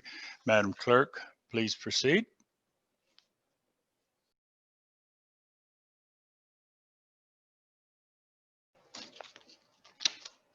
Thank you. So the final public meeting for this evening agenda is with respect to Planning Act application submitted by OPG Dairy Green Lands, Oxford Properties, and Branthaven Fifth Line Lands, known for 06390 to 6400 and 6548 Fifth Line. Council will consider approval of the related bylaws for this application at a later date. If you wish to be notified of decisions, please make a written request to the Town Clerk, 150 Mary Street, or email townclerk@milton.ca. Representatives for the applicant are in attendance for this meeting. Staff will be taking detailed notes, but will only be speaking 2 points of clarification. The applicant will have a presentation. During this presentation, a phone number and email address will be scrolling across the live stream video for members of the public who wish to speak on this item. For anyone wishing to connect, you could be given step-by-step instructions on how to participate via phone only. As a reminder, the phone number is 1-866-511-0021, and the email address is townclerk@milton.ca. The representative for the applicant, Gary Tischler and Dana Anderson, will now provide a 5-minute presentation. And I did want to note that we do have a delegation registered resident, John Sawatsky, which we can hear following the applicant's presentation. Thank you very much, Madam Clerk, for that. So if the presenters would go ahead, and Nina, if you could bring them on, please. Good evening, Mayor Krantz, members of council. My name is Dana Anderson. I'm a partner with MHBC Planning. I want to thank you for this opportunity at tonight's public meeting to present information regarding Oxford's proposal for a master plan business park in the Dairy Green secondary plan area of Milton. Staff have addressed a number of the details related to the proposal and the background context in their staff report, so I'll focus more on the proposed application and the master plan. Just to recap, the site consists of approximately 100 hectares or 247 acres of vacant land, and the site is located east of James Snow Parkway and west of Fifth Line. Residential uses are located to the west, with vacant future employment lands located to the north and east, and lands to the south are in the Britannia secondary plan area. In terms of the policy context, it's very important to reinforce that these lands are part of the region's and the town's employment area, and this area has been planned and protected for employment use in accordance with provincial and regional policies. In the town's official plan, the subject lands are designated as business park and natural heritage system, permitting a range of employment uses. The lands are also within the Dairy Green Corporate Business Park Secondary Plan, which provides for more detailed land use policies that also support a range of employment uses, including light industrial and office uses, and also directs prestige office uses along the James Snow frontage. The lands are currently zoned future development, and the creek corridor is zoned as natural heritage system. In order to implement the proposed master plan for the business park, Oxford has prepared a number of technical reports related to functional servicing, stormwater, transportation, and required planning and environmental studies, all of which support an application for a draft plan of subdivision as well as amendments to the town's official plan and zoning bylaw. The draft plan sets out the division of land for the business park, providing 8 development blocks, as well as a number of blocks to be conveyed for stormwater management and for the protection of natural features. The plan also provides for the creation of roads to serve the park, including the extension of Clark Boulevard and Louis Saint Laurent. The changes being sought to the official plan are to provide alignment of the land use designations with the proposed block and road layout, to allow for parking between buildings and James Snow Parkway, and to provide for some reduced office requirements in the natural-oriented overlay area. The changes proposed to the zoning bylaw are required to implement the official plan designations to develop the park through the business park and prestige office zones. This will allow for a range of industrial and office uses, and also the park will be zoned natural heritage system and open space to reflect the protected feature areas as well as servicing. There are a number of site-specific regulations in the zoning bylaw for which we are seeking revisions, and those include permitted uses, floor areas, height, landscaped areas, and setbacks, all of which have been carefully considered to ensure appropriate implementation of the business park uses in accordance with the secondary plan policies and the local context and surrounding area. The master plan for the park provides a mix of larger warehouse uses internal to the park with smaller buildings with offices along James Snow Parkway. The smaller buildings will be of a high quality design and will incorporate substantial landscaping, amenity areas, and connecting trails and walkways for employees. The park provides a total of 13 buildings, creating approximately 304,000 square meters of new light industrial and office space, which equates to approximately 3.3 million square feet of new employment area for the town. The development of the business park represents a significant investment by Oxford to develop new businesses, attract new jobs, as well as provide significant new assessment for the town. It's also important to note that Oxford will continue to own the land and will be responsible for the design, construction, and long-term maintenance and management of the business park, ensuring the highest quality and sustainable design, as well as long-term commitment to the community. It's often difficult to visualize what these plans and areas will look like once built. These conceptual images have been provided by AK83, a Danish architectural firm used by Oxford to bring global design excellence to this area. This also applies to the office building designs, which will incorporate high quality and sustainable design features, again, all intended to provide for a long-term, adaptable, and sustainable new employment community for the town. We are currently working with the town, region, and conservation Halton staff on the planning and technical comments, and currently looking at resubmitting our plans to address these matters. We thank you this evening for your time, and we look forward to hearing from council and the community, and we'd be pleased to answer any questions. Thank you.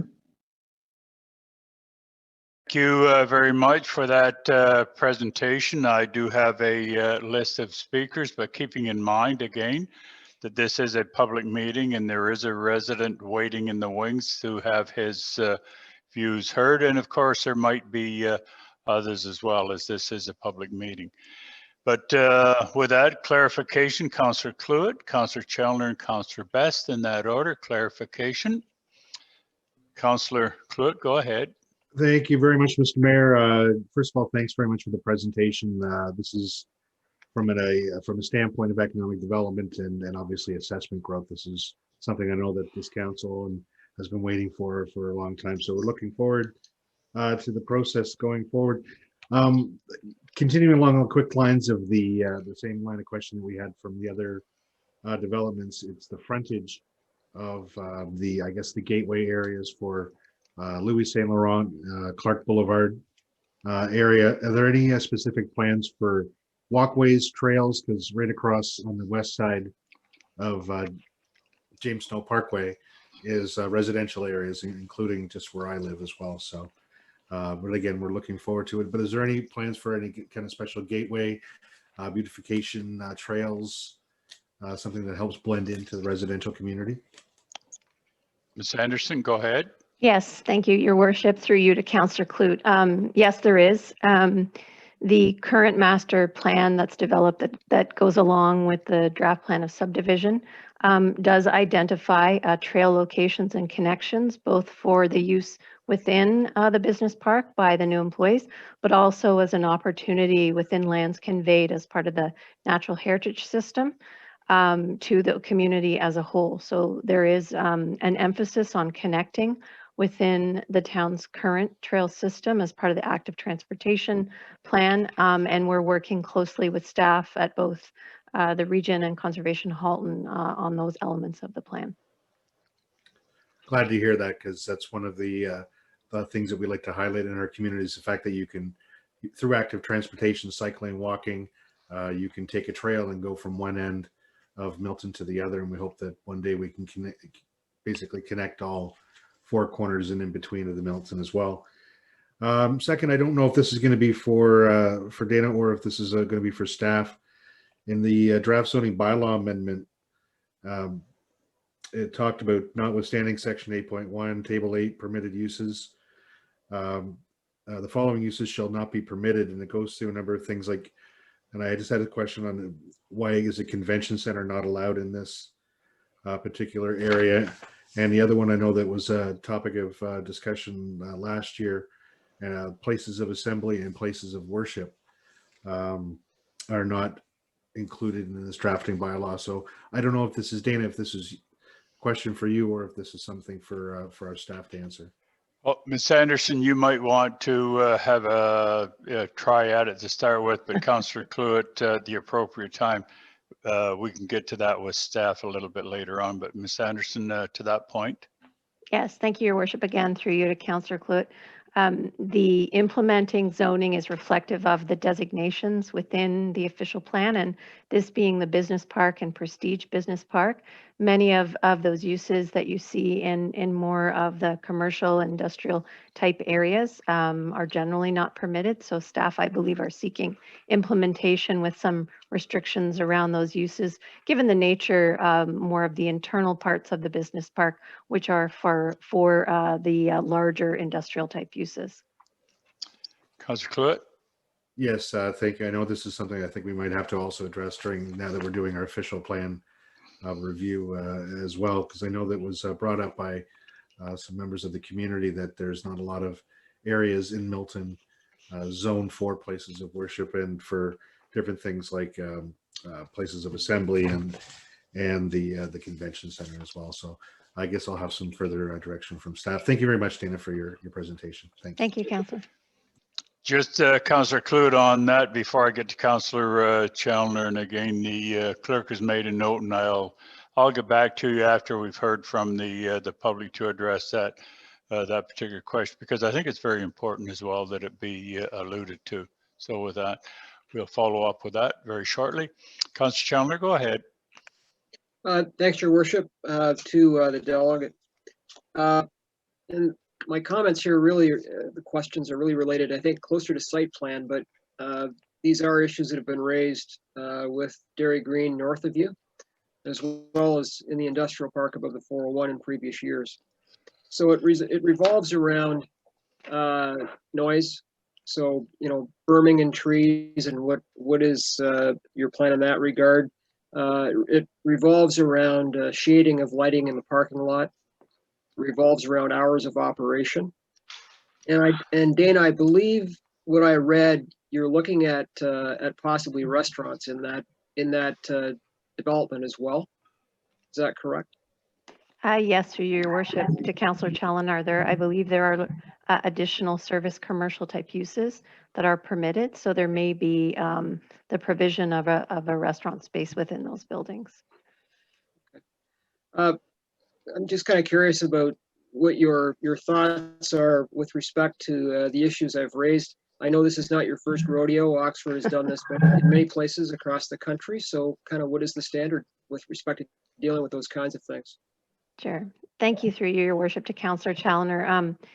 I would say, as I indicated in the presentation, I think it's important to note that Oxford, of course, is not only the owners of the lands, but they will also be responsible for the design, the construction, and then the long-term operation and property maintenance and leasing. So in terms of the completeness of developing and maintaining the community, that's certainly of benefit for the area and for the town. In terms of issues that would relate to noise and any forms of shadowing, certainly through the site plan and even the master plan has taken into account many of those issues by incorporating appropriate landscaping and berming and design. The majority of the loading areas, at least the loading bay areas and heavier truck traffic, again, are internal to the site and behind the main buildings. And again, through more detailed design as we begin to implement the master plan, those requirements will be set out in the site plan. I would also note that the holding provision for the zoning bylaw does accommodate requirements for additional noise studies. And those issues, again, will need to be addressed before those additional uses are permitted to ensure we've addressed any noise impacts in relation to the existing residential and other sensitive land uses in the area. So again, we are at the draft plan and more general design phase. But again, given that Oxford is proceeding, we're starting to now go into more of that detailed site plan. So a lot of these elements are being taken into consideration. Thanks, Your Worship. Challoner. Thank you. Councillor Best and then Councillor Di Lorenzo. Councillor Best, go ahead. Thank you, Worship, and thank you, Dana, for your presentation. Similar questions to the other councillors, but one main one: has the design for offices been changed now that we've been in through COVID for 9 months now? Because the demand for office space has changed dramatically, you know, not only in Toronto but throughout the GTA. And I just want to see if that's coming, as well as a green design. Are you looking at a sustainable type of network? I know this is one of the largest developments we have in Milton, and we want to make sure we do it right. Yes, thank you for that. Again, through your worship to Councillor Best. I can tell you Oxford is committed to implementing this sustainable design. And as I mentioned, AK83 are the design architects who have been retained and they're leaders in sustainable design excellence throughout the world. So we're fortunate to have them working through the more detailed design of not only the office buildings, but the larger logistical buildings. In terms of the impacts of COVID, certainly all of us are looking at what changes that may lead to in terms of the size and orientation of office space. And certainly the market for office space, and it's front of mind and something that I would refer further to Oxford with discussions. At this point, we're proceeding with the current plans, but changes I know will be implemented. And I think that's reflective of the flexibility that we've been working with through staff in terms of the ability to proceed with the offices within the zoning bylaw with some flexibility as part of the design. That's very good. Glad to hear, and thank you very much for that. And I do have some questions and comments for staff after. Okay, very good. Thank you. Councillor Di Lorenzo, go ahead. Thank you. Through you, Mr. Mayor, I did notice on page 3, it mentioned that the office, actually the office zone would have a site-specific change regulation. I think that maybe speaks to the openness that the presenter was talking about, that would allow that offices could be actually a hotel or a place of entertainment or a convention center or a banquet facility. So is that's the land on the west side facing James Snow, just north and south of Louis, that EMP1, where even though it says, you know, it's Prestige office, if this passed, that Prestige office could actually be a hotel or it could be a banquet facility or convention center. Is that right? Do I have the right location? And do I have the right understanding that that office zoning could be a hotel? Yes. Thank you, through your worship, to Councillor Di Lorenzo. I'll defer to my colleague, Councillor, Jerry Chisler, who's with me from MHBC. I know that there are some specific parcels that do have some explicit land use provisions, and that very well could be one of them. I'm trying to pull that up, but I'm having a challenge, so I'll defer to my colleague, Mr. Chisler, on that matter. Good evening, councillors and mayor and members of council. So that's correct. It is the corner of James Snow Parkway and Louis Saint Laurent, which is the Prestige office block. It does have some more broader permissions in terms of service type commercial uses, as well as things like hotels, places of assembly, convention centers, and that sort of thing. And that comes straight from the Dairy Green secondary plan. So all we're doing with that zoning change is implementing that secondary plan set of uses. Councillor Di Lorenzo. Thank you for that clarification. I just wanted to clarify and make sure council members of the public understand that that office zoning might actually be a hotel or a convention center as this is passed. Thank you for the clarification, Gary. Okay, I thank you very much. I do not have any further speakers with request of clarification to Ms. Anderson. So with that, Ms. Anderson, thank you very much for your delegation here this evening. Thank you. Thank you, Mayor Crown. I'm sorry, if you maybe just hold, Councillor Hamid, go ahead.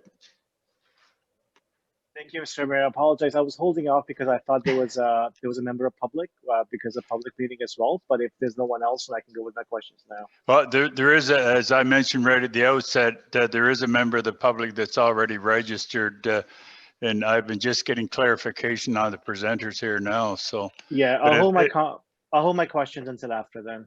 Yeah. Okay. Thank you very much. Thank you. Is there any further questions of clarification to Ms. Anderson at this point? Okay, Ms. Anderson, again, thank you very much. Much appreciated. Okay, Nina, Mr. John Zawowski, I know has been waiting very patiently to be heard this evening on this application. So, Nina, if you could bring that individual on, please. Oh, just bear with me 1 second, Your Worship.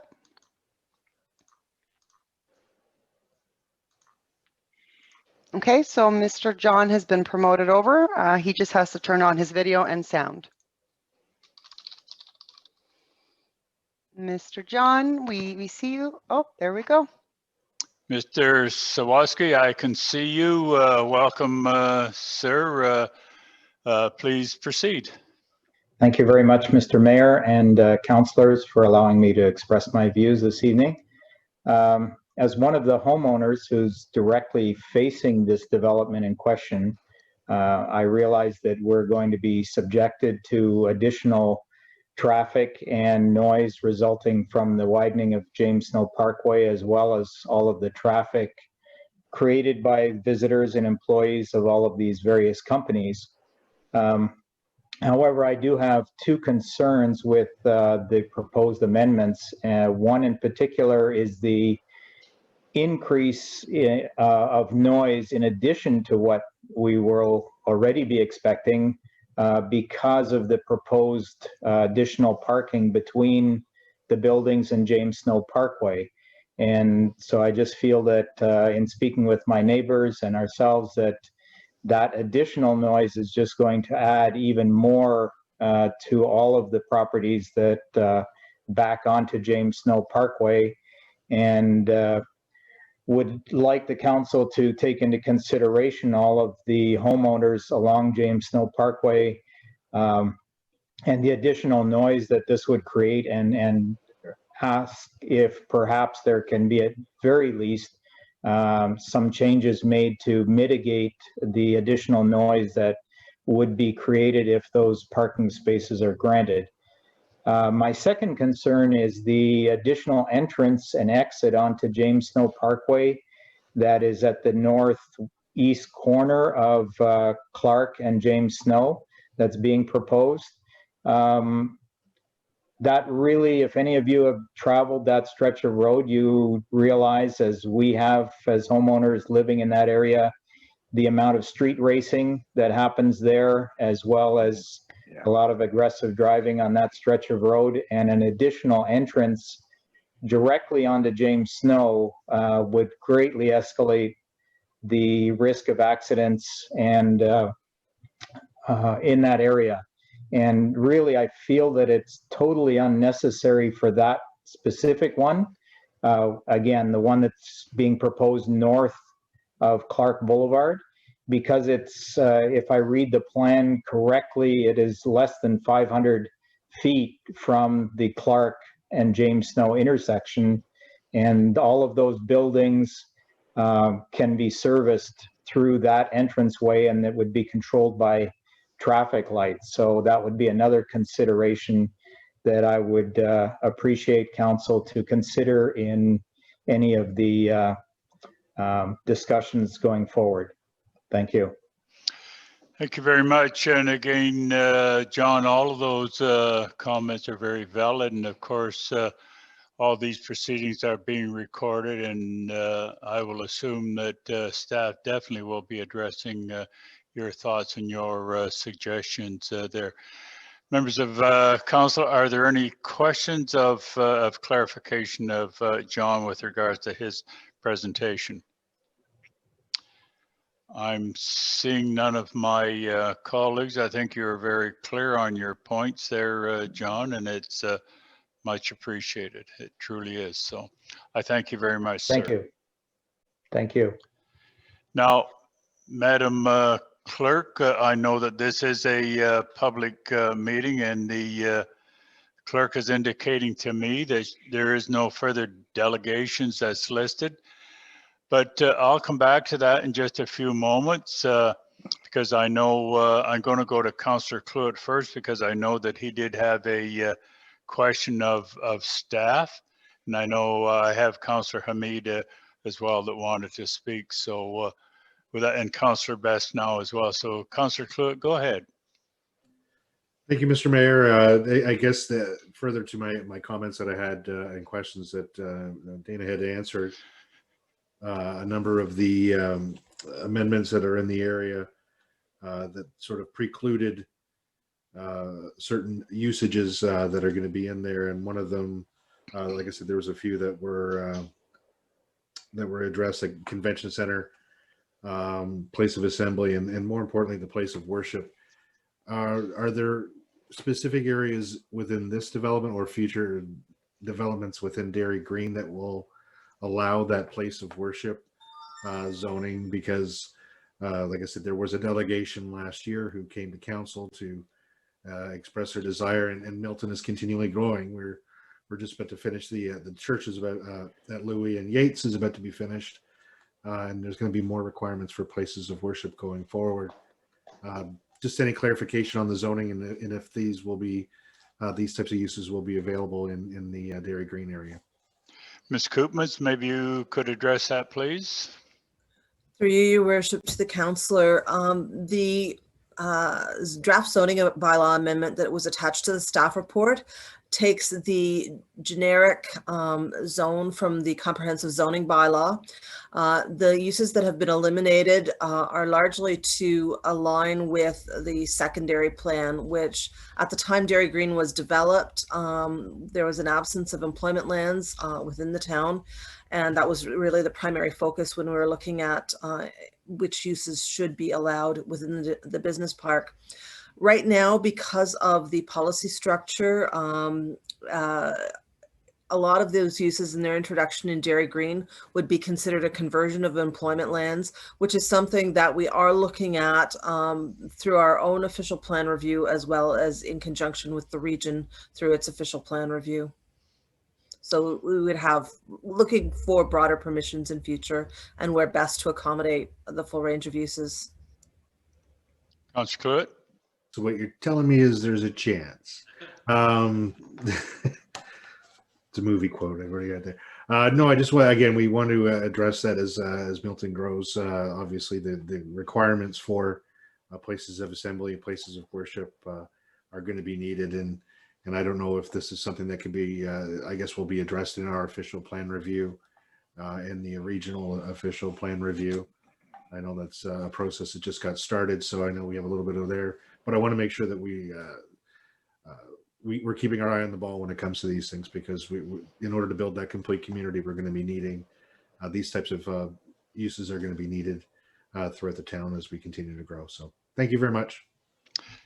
Thank you very much, Councillor Clute. I can assure you and members of council that certainly has not been forgotten by this individual for sure, and I know it hasn't been forgotten by staff as well. So, Councillor Hamid, go ahead, please, sir. Thank you, Mr. Mayor. Councillor Clute brought up one of my concerns. I do have two more things for staff, just to, just my thoughts to keep in mind when the technical report comes forward. The first is the emphasis on urban design along James Snow as well as Louis Sonora, because they both act as gateways into our community, especially James Snow, but Louis Sonora will start doing it as well once we extend it. But the second, and that's a more detailed one, I know that somewhere in the report, and I can't find that reference anymore, but they talked about reducing the share of office space and go more towards light industrial. I can tell you, since I'm in this business, and I know our CEO was Director of Economic Development, things are kind of wonky right now because of pandemic, but pandemic will end eventually, and the demand for office space will come back. In fact, we're looking at doubling my other day thing. We're looking at doubling our office space right now, and that's with hoteling desk in mind, meaning everyone doesn't have a signed desk. So demand for office isn't permanently going away. And one of the things we've done in the council, and myself included, is over time, we keep tweaking things because it's easier to get light industrial in Milton, easier to get warehouses in Milton. So we keep reducing office space and go for economic development, go for more industrial type uses, which makes sense in the short term. But what it has done in the long term is that I personally know several people I know that our CEO knows significantly more who've had to move out of Milton because they couldn't find affordable office space in Milton. They moved to Oakville, they moved to Burlington, they moved to Mississauga, myself included, despite being a councillor in Milton. When time came to expand my own company, we had to move out of Milton because we couldn't afford anything in Milton. So keep in mind when it comes to reducing office use, we did allocate, we assumed Dairy Clean, things fronting dairy and things fronting James Snow would have a higher ratio of office space. And if you keep reducing that with every project, we will end up with the same situation we've been at in the last 10 years. So those are some of the things I want to look at more closely when the technical report comes forward. Thank you, Mr. Mayor. Thank you very much. Councillor Best, go ahead. Yes, Your Worship. Similar comments to Councillors Clute and Hamid, that we have to keep as flexible as possible. We don't know where we're going to be in 2 years' time when these buildings are under construction. And I'm glad to see that Oxford Properties is going to be retaining ownership of all these properties and having some control, and also looking at other opportunities. I'm glad to see that willingness there. I also agree with the delegation with Jaswoski regarding the concerns of noise and traffic, because we have similar situation at James Snow and Dublin Line, where the warehouse space there, basically while it's empty, it's being used as a test track for every car enthusiast going for like 2, 3, or 4 hours at night, which is keeping the residents in the area awake. And just hope that security concerns and basically, areas are cordoned off so that people that don't work in that area aren't going to be driving around there at 2 o'clock in the morning, keeping everybody awake. That's all my rant for the day. Hi, thank you very much. Councillor Ali, go ahead. Thank you, Your Worship. My question was asked previously, so I will not ask it. Thank you. Thank you very much. I do not have any further speakers. And again, this was a public meeting, and I just checked a few moments ago with the clerk, and there is no public person that's waiting to be heard. So that draws to a conclusion the public portion of this meeting. The resolution moved by Councillor Chandler, second by Councillor Malboof, and be it resolved that the Development Service Report DS 049-20 be received for information. Is there any further questions to the report and or this resolution? Unless I see a hand go up like this, I will assume the majority of us are in favor of this resolution. I do not see any hands going up in opposition, so this motion is carried.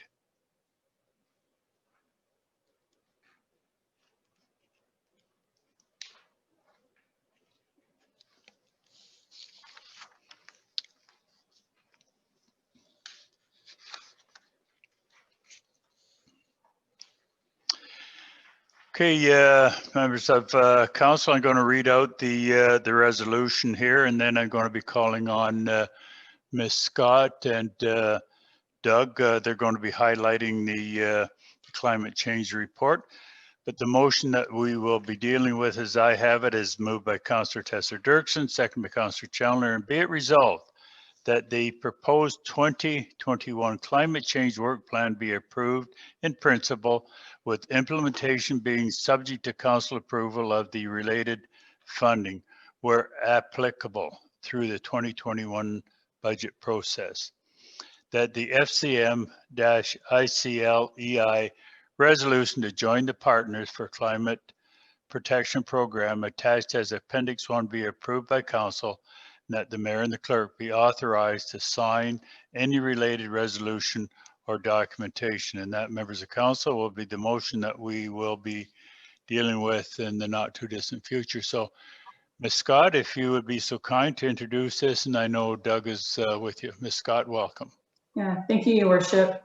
I'm pleased to introduce the 2021 climate change work plan report. I know it's getting late, so I'll try to keep this introduction brief. Actually, I want to thank our earlier delegates as well. I'm sure Doug will speak to them as well. There's a long-standing relationship that's been developed, and we really, really appreciate their feedback, their support in all their endeavors. What we're looking for from council tonight is approval of the proposed plan in principle. Of course, this is subject, as the mayor just said, to approval of any sort of related funding required to execute the plan, which will be outlined in the 2021 budget, which we'll be deliberating in the next couple of weeks. The second recommendation contained in the report is that council approve a resolution required by FCM and ICLEI, which essentially stands for Local Governments for Sustainability, to proceed with the PCP 5 milestones that were previously approved by council back in April when we approved the 2020 work plan. At this time, I do want to actually recognize and thank Doug Sampano, who's the Director of Facilities, Operations and Environment, for leading the climate change and sustainability portfolio on behalf of the town. He has done a tremendous job, and as we've heard from many of the delegates tonight, he's been very helpful. He's extremely collaborative in his efforts, which have been really, really appreciated, echoed by the delegates, and it really is a group effort. And with that said, I would like to have Doug give some highlights, provide some highlights for council for the 2020 and 2021 plan, and answer any questions council may have. Doug? Thank you very much. Welcome, Doug. Good evening, Your Worship, Council. Thank you for having me here tonight. Just a couple of updates as to where we are with the 2020 work plan. Obviously, it's been a little bit challenging given the current situation with COVID and whatnot. But really, as what was approved earlier in the 5 milestones and moving towards the Partners for Climate Protection is really the important next step that we need to take in the 2020 work plan, and that also evolves into what we're going to be doing in 2021. A significant achievement where we got to this year included the implementation and launching of the town environmental webpage. So that happened at about the beginning of September, and I think has been a great tool in assisting, in advising, in educating, and creating awareness in the community of all the work that's been done by staff throughout the corporation and all the different departments and initiatives that have been taken under council's leadership for a good number of years. One of the challenges that we did have in 2020, obviously with COVID, was our inability to connect in our normal fashion for dealing with community engagement, where we had intended holding and hosting open houses and things of that nature to further engage the community. And we look forward to pushing that off and doing that in a more fulsome manner in 2021. A number of the corporate initiatives regarding our capital plans, we were able to take advantage of some downtime and execute a number of projects. And at the same time, staff had also done a great job about mitigating costs and energy usage due to the less intensity of use in the facility. So we will see at a tactical level a significant reduction in utility costs and obviously GHG production for 2020. I know my friends in planning and my colleagues in planning have done significant work so far in the secondary plans and working on the official plan. And I would be remiss without mentioning the work that they're doing and how critical that is to moving things forward as well. And I know we look forward to more work happening in that area as well. We have spent a significant amount of time dealing with and continuing to build our partnerships with Hydro, with Enbridge, and dealing with community stakeholders such as Sustainable Milton and the Halton Environmental Network, and we will continue to do so. Having those relationships and being able to bounce ideas back and forth in a collaborative manner has been very helpful. They provided a great deal of insight on helping us move forward and coming up with some additional ideas on how to continue to advance this program in support of the Green Innovation Plan. The next thing would be the realignment of our divisions here within community services. And we do believe that this will help provide us some better coordination and reporting of some very energy and environment intensive type activities, ranging everything from trees to fleet, energy consumption from buildings design to construction. We do believe that this will be a more consolidated approach to reporting and moving things forward. To round that out for the 2020 plan, we do have some additional irons in the fire, and I know that there was some mention of taking advantage of FCM funding and trying to build additional capacity.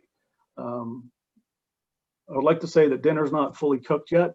Our work plan for 2020 is not over. We're still working on a number of initiatives, and we will continue to do so and bring them back to council for consideration in the near future. Some of those things would include applying for additional FCM funding to take further advantage of battery technology to complement the solar installation that was recently approved by council. Again, with the hopes of taking Sherwood Community Center completely off the grid and operating in the background. That's one thing that we're hopeful that will come to conclusion soon. And another one that we're looking at is the potential to look at some additional feasibility studies for engaging and how to get into and support home energy retrofits through the corporation and through the use of MEGs. So some different business opportunities that may come to light in the near future that we will continue to look at and bring back to council for consideration, hopefully in the not too distant future. Adding to that, getting into the 2021 work plan, there is some tactical things there on some capital plans that we're going to advance and we're going to have included in the 2021 budget that was mentioned that we'll see coming up in the next couple of weeks. And we will continue to work through and continue to build additional capacity with our relationships with our community stakeholders. And essentially, I would think that would be, that's where we're at. And again, this is again in support of the council staff work plan, in support of the environment, and I think it was under environmental leadership plan for 2021. And I'd be happy to answer any questions that anyone may have. Well, Christine and Doug, thank you very much for an excellent brief overview on the item of climate change. So Councillor Tesser-Dirksen, Councillor Chandler, and Councillor Clute in that order. Any questions, comments, observations, and/or opinions? So please go ahead, Christine. Thank you, and thanks, Doug and Christine. And as you heard from our delegates, lots of accolades for our staff, so well deserved, and we appreciate your efforts on this. I do have 3 questions or points I want to pose. Firstly, Kim brought up in her presentation talking about targets and how we're measuring and evaluating our progress. Is there a strategy? Like, how do you guys measure whether or not we've met targets and what we're doing in that regard? Measuring targets, basically what's been taking place right now, our targets have been based on our annual reporting through the Green Energy Act back to the province. And we do that on an annual basis, usually in June. This year it was pushed off a little bit towards the end of September. And this helps support and is another tool that we use in how we look at our management of day-to-day usage of utilities, being whether that be hydro and or gas. And that gives us an oversight of how we're performing. We use that information to help inform our capital plan and the development of our capital plan to start to look at getting into those reductions in those areas. And really the next step for us is getting into the PCP program and starting to further establish what our overall targets would be as a corporation. There will be some work to figure that out, obviously, as being a growing community and knowing that we're going to continue to have growth adding more inventory, more intensity of use at some point when the pandemic's over and things return to normal. And you know, there will be more work for us to do in that area of establishing targets, in particular with the community. Great, thanks for that. On that point, you mentioned the community, and I know it was brought up by delegates about some of the figures with respect to how much contributions from the corporation versus from corporate stakeholders versus community members. And I think the figure was around 3% of all. I'm not sure if the accuracy of the numbers, but that being said, in the proposed partnership, that's within the body of this report, how much focus do we have to shift to community involvement? I know we've got a lot going on our website, and we're doing a lot more community outreach than we had in the past. Is that something that's expected under our commitment to this plan? Yes, that would be critical to the success of moving forward with that PCP plan. Really, the biggest gains to be had are what's going to be out there in the residential area and how energy is being used and moving forward. All the data that shows, does show and demonstrate that the majority of the usage all has to deal with transportation. So there's going to be a number of things that are going to be really outside the corporation's jurisdiction, so to speak. There are some opportunities where we can help influence and guide, and that's going to be through some education and awareness, perhaps provide opportunities for low income or low interest loans, and that's where we're looking at that potential business opportunity to get into offering some sort of a program for home energy retrofits and whatnot. So there is tremendous amount of work that needs to be done in engaging the community to lower their energy usage. And I think our role on that is really as an educator and building awareness. Thank you. And finally, I'm going to put you on the spot a bit. You had mentioned that it's going to be coming forward in the budget discussions. Is it expensive? Like, how much are we looking at as far as our investment versus the potential, like what we're going to get out of it, the potential return? Would you say it's good value for what we're going to be spending?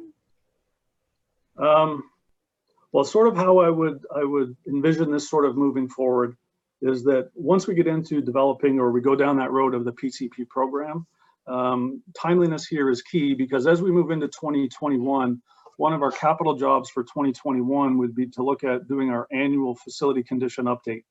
And this would be one of those things where this helps inform our 10-year capital forecast. And where we sit right now, our building inventory and stock is for the most part all fairly young and new, and we want to make sure that we get full value out of life and life cycle out of the assets that we've already invested in. So this will really help shape what we're doing moving forward on the building side of things. And I believe on Ms. Roberts' presentation, where she had mentioned about carbon sinks and whatnot, that's another area that we need to strongly consider as far as what we're doing, as far as the development and protection of the natural heritage system, parkland, trees. There's a number of different areas, and really needs to be a multi-pronged approach to where we're going to get. And some of these things are going to be informed over the course of a number of years for council's consideration as to what level of investment that you would like to make. But again, I do think it is a multifaceted approach, and we're going to have to go after a number of different things to be successful in that regard. That's great. I thank you very much. Appreciate your answers. Thank you very much. Councillor Chandler, go ahead. Thanks, Your Worship. First of all, I want to thank staff for the report. I'm supportive of what is proposed.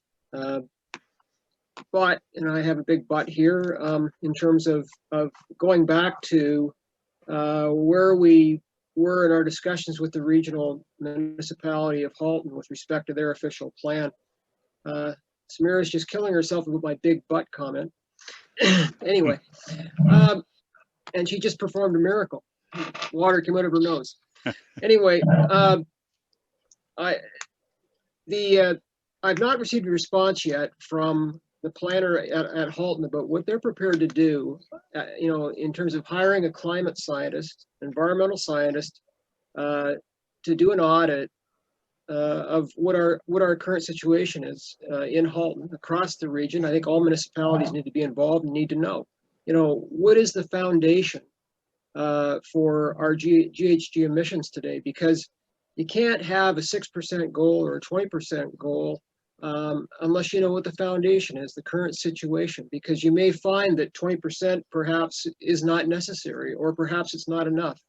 And that to me is the most important piece of work that needs to be done. And I don't think it's our responsibility as the town of Milton. I think it's the region's responsibility. And what feedback have you had from them as to where they are with this request? I'm not sure, through you, the mayor, Mr. Mayor, to Councillor Challoner, I'm not sure who's made that request, other than some regular conversations that we've had with our regional counterparts. I know I've not had any conversations with regional planners on that. I'm not sure if Barb can speak to that or not. Yeah, I'm going to go to Barb because I have a sneaking suspicion that Barb might have been involved in some of that. So Ms. Koopmans, please. Through you, Your Worship, there is ongoing discussion with the region. There are going to be a number of discussion papers and a whole lot more consultation going forward with all parts of the regional plan review. So there's still an opportunity. Certainly, Councillor Challoner, we have provided your comments and questions to our counterparts at the region of Halton, and we will continue to keep that discussion alive and bring forward your points. Thanks, Barb. Yeah, thank you, because I think that's critical. It's foundational. The challenge that we have federally and nationally today is we've got objectives that can't be met because we haven't done our homework, and we're not, as a country and as a province, we certainly haven't. And we now have, the Prime Minister admitting that we can't hit Paris. We have the Natural Environment Minister, O'Regan, admitting that we can't hit the 2050. And I appreciate the candor, but they need to invest. They need to invest in proper foundational research that shows us where we are as a country, where we are as a province, where we are as a region, so that as a municipality we can move forward and develop plans that will actually achieve something. I had one glimmer of hope a month ago when we came forward with the agreement with hydro and the solar panels, and I believe it said, Christine, a 9-year payback. Is that correct? Ms. Scott? I don't, sorry, Your Worship, I don't know that off the top of my head right now. Yeah, I'm pretty sure it was. And Colin Best is giving it the thumbs up. That's a business plan. And I think that whatever investments that we make in terms of making our municipality more efficient, there needs to be a business plan that identifies a payback. That will answer Councillor Chester-Dirkson's question about, essentially, is this money well spent? Well, if you've got an ROI and it's demonstrable, then it's money well spent. So, I agree with that. I agree in moving forward in that direction. But what I don't want to see us do as a municipality is agree to some objectives that we have no idea if they're realistic or not. And so, I support this in principle, but, I really think that all of us should be pushing the region to do their homework. If they're going to talk about environmental sustainability in their official plan, then they better have a document that supports what the objective is. Because just to throw a number at it is meaningless, and it could put us all in a very bad place. Other than that, I have no opinion. Thank you very much, Councillor Challoner. Much appreciated. Councillor Cluett, do you have an opinion on this? Because you're next. Just to answer Councillor Challoner's question, I just wanted to reach for the binder. This is the regional official review plan, and the good chunk of these pages are actually on the climate change file of it. And I totally agree with a lot of what you were saying, is that we need to make sure that we have a clear picture of where we are and setting realistic guidelines, because you can set a guideline and not make it, and so you've just wasted a bunch of time and money. So totally agree with that sentiment. And now I've completely forgot the question I was going to ask. First off, Doug, thank you very much. I think the delegations hit on it very much about your involvement and about you being open. But those are only few. I keep hearing that from a lot of other people as well who are working with you on getting more and more getting involved in this process. So Doug, thank you very much. It's a stellar job, and obviously as well to Christine, because I know this is a huge team effort. But when I looked at the report and saw that your name was going to be there as the staff liaison, I felt a lot more comfortable going forward, knowing with your experience in getting these the community involved in such. The quick question was, I know that we were always talking about targets, and I think it was either in the staff presentation or some other report where the town of Milton facilities contribution to greenhouse gases is roughly about 3 to 5%. Would I be correct in that? That would be about correct. Yeah. Okay. And are we trying to come up with separate targets? Because I think one of the delegates mentioned that as we continue to grow and being part of the, as we move forward with the official plan review, setting guidelines as firm as possible for developers to have the net zero type of developments going forward. Is that the next step in this process, and as well as in our official plan process? Through your worship, to Councillor Cluett, I would defer that question to to Barb Koopmans as to next steps in the official plan and how that's going to work and inform planning and planning policy moving forward. Barb, on that question from Councillor Cluett. Through you, Your Worship, certainly there will be a number of position papers coming out, including papers on climate change, and we'll use those as a basis to have further engagement with groups like Sustainable Milton and actually any interested resident that wants to participate. Community engagement has been a huge focus of our official plan review program and will continue to be. In terms of development, what we also have to be cognizant of, certainly we can encourage through our policy structure, but we have to be cognizant of how we require and what is required by the building code and other legislation as well. So in a perfect world, all these requirements would be harmonized. We're not quite there yet, but it's certainly something that we will continue to look at and develop policies that support and encourage the type of development that you're speaking of. Councillor Cluett. No, that's it. Thank you very much. And again, I fully support this report and look forward to the next steps going forward with the community and with council. Thanks very much. Thank you. Councillor Lee, you're next. Go ahead. Thank you, Your Worship.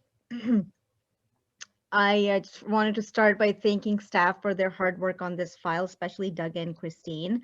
I have heard from the community as well how impressed they are with our staff and how diligent our staff are, and especially with regards to the website. I sit on the Milton Youth Task Force, and the number one concern our youth have when they are onboarded is environment. And so this website has become so useful for us on that end as well, because it helps them understand what we're doing, what we plan to do next. All of the information is kind of contained in that one link. And so that has been very, very helpful. So that's my feedback from the Milton Youth Task Force for you. And my question to Christine or Doug is that, have you had discussions with the developer community on this, and what has their response been? Christine, go ahead.